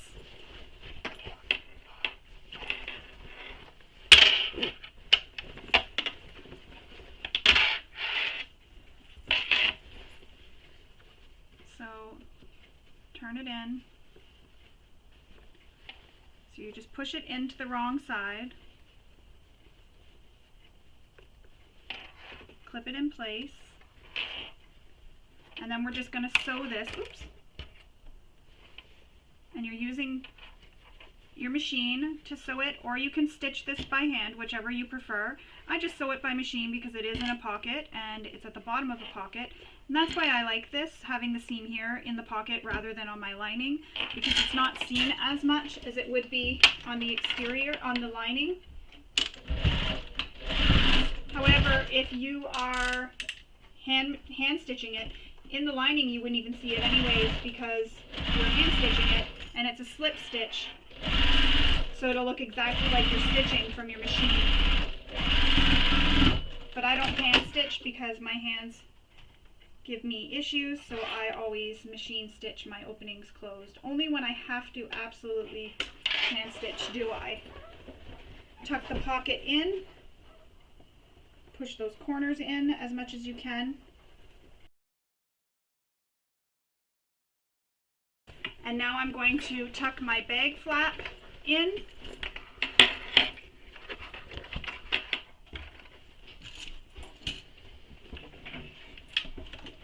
And then stitch that one closed as well.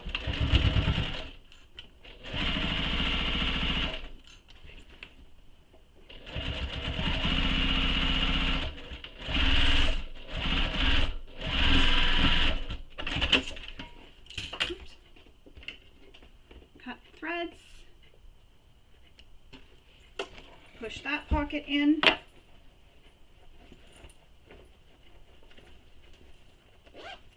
Zip the pocket closed.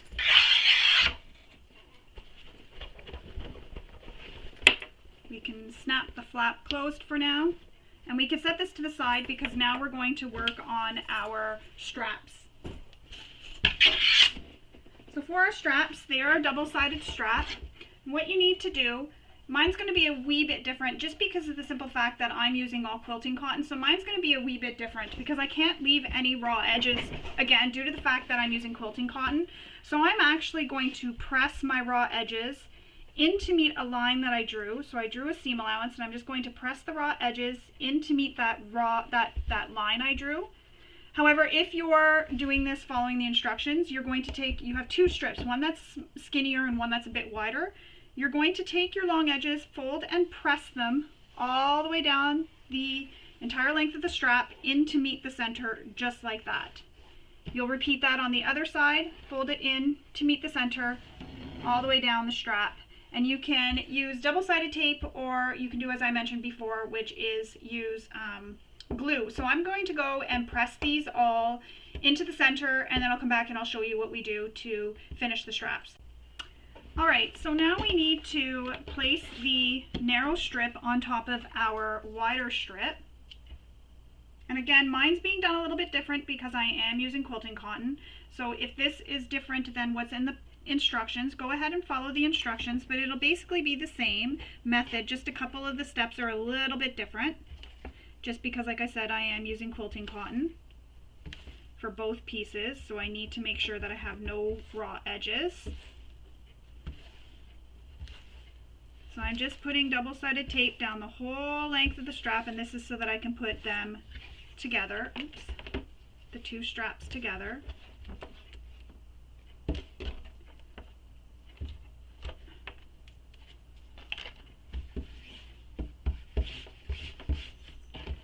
Now I'm going to remove the backing.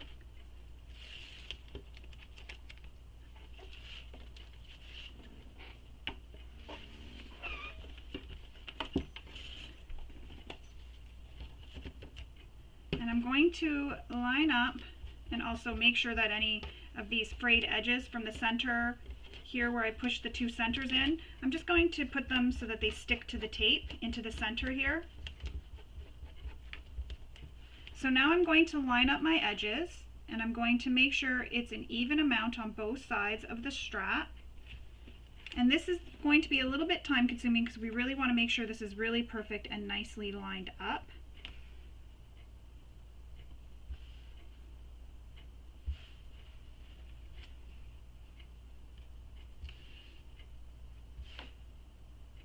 I mean, no one's going to take a ruler and make sure it's perfect, but you want to get it as good as you possibly can. And if when you cut your strap you didn't have pieces that were long enough, you're going to have a seam from where you joined it. And I will post a link on my tutorial of how to join the two pieces, just in case you're unsure, and what to do to make a longer piece for a strap.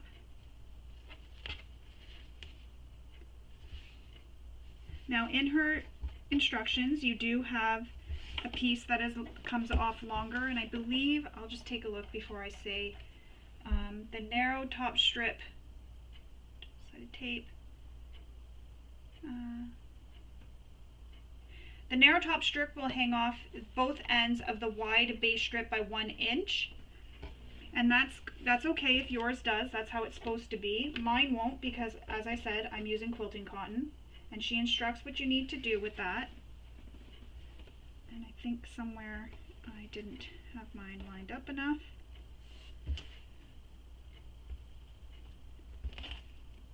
I have this little lump here, so I'm just going to take care of this.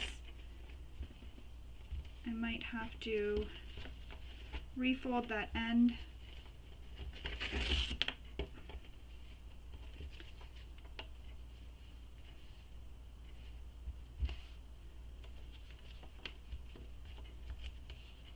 So I'm going to refold the one end. I'm going to open it up and refold it, just because this isn't the same length and I want it to be the same length. So I'm just going to open this up,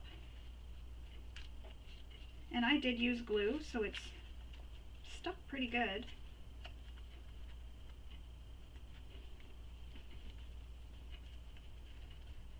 And it's still a bit sticky even.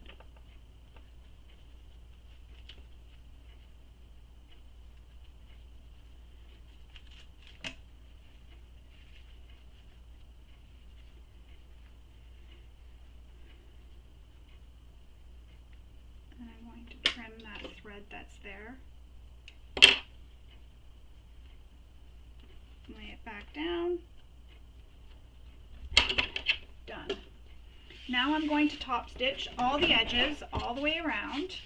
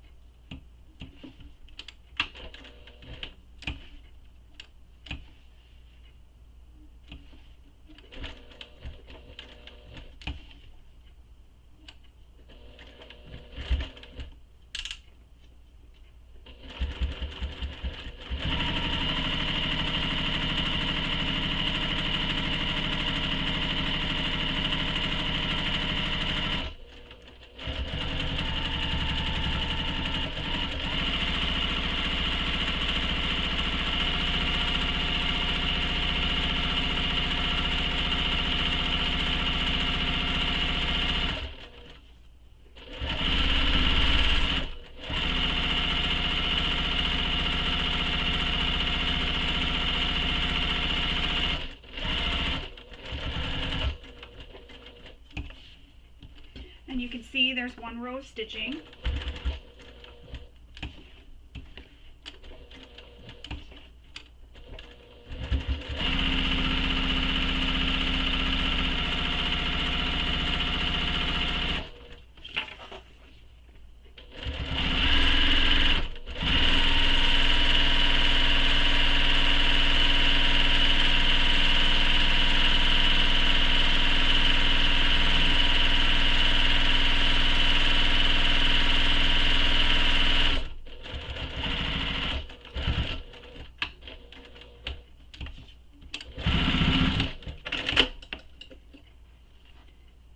To clip my threads.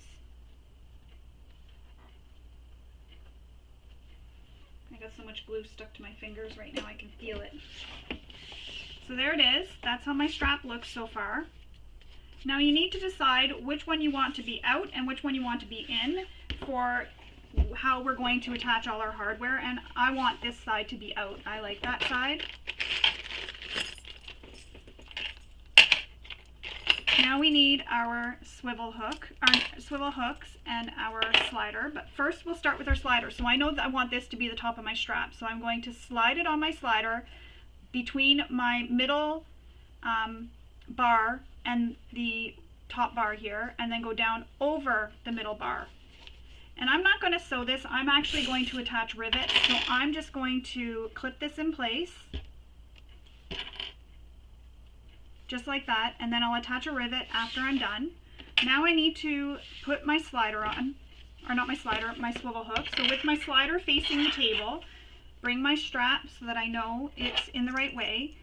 Slide my slider on, or swivel hook, and my swivel hook will be, when I'm putting it on my strap, say my slider is against my table, the swivel hook is against the table as well, the swivel hook part. Now I'm going to bring this back up through my slider and back over that middle bar, and this is where you should check to see if it holds. If you pull on it, does it hold together? And it does. So this is how it looks right now. So you have this one piece that I just brought up over the bar, and you have this middle one in the middle of the bar here. It's hard to see, I'm trying to watch what I'm doing on camera, just like that. So now I need to attach my final swivel hook. So again, slider against the table and swivel hook against the table, slide it on, and then clip it in place. And you can sew this and then make a box and then make an X inside the box, or you can rivet it. So I'm going to go off camera, I'm going to go rivet this, and then I'll come back and show you how it looks when it's done. Another thing you can do is you can add some strap end hardware, like this hardware, onto the ends of your strap. But I'm going to leave that off for now, and I'm just going to add some rivets, and I'll come back and we will look and see how the bag looks when it's done. Alright, so my strap is done. I've used rivets instead of sewing. I'm just cutting a thread here from this top stitching. Now we just need to clip this to our bag. I'm going to tuck my key strap in, clip my strap to my bag, and you have an option for making a shorter strap. However, I didn't make it because I feel like this could be a good length of strap as well if I wore it on my shoulder. But if you wanted to have the shorter strap as well, you could definitely make the shoulder strap. I just like the crossbody straps because they can be shortened and worn on your shoulder as well. So there's your bag. We have installed lots of hardware on this bag, but it makes it really pretty and add some bling. I like how these add a little bit of bling. And as I mentioned, I did make the mistake and didn't sew these right sides together, but you don't really see it, so that kind of works out. And I saved it by top stitching this down here. We have our divider zipper pocket. We have a zipper pocket and slip pocket on each side of the bag. And then we have our strap, our adjustable strap, or you may have chosen to make the one short strap.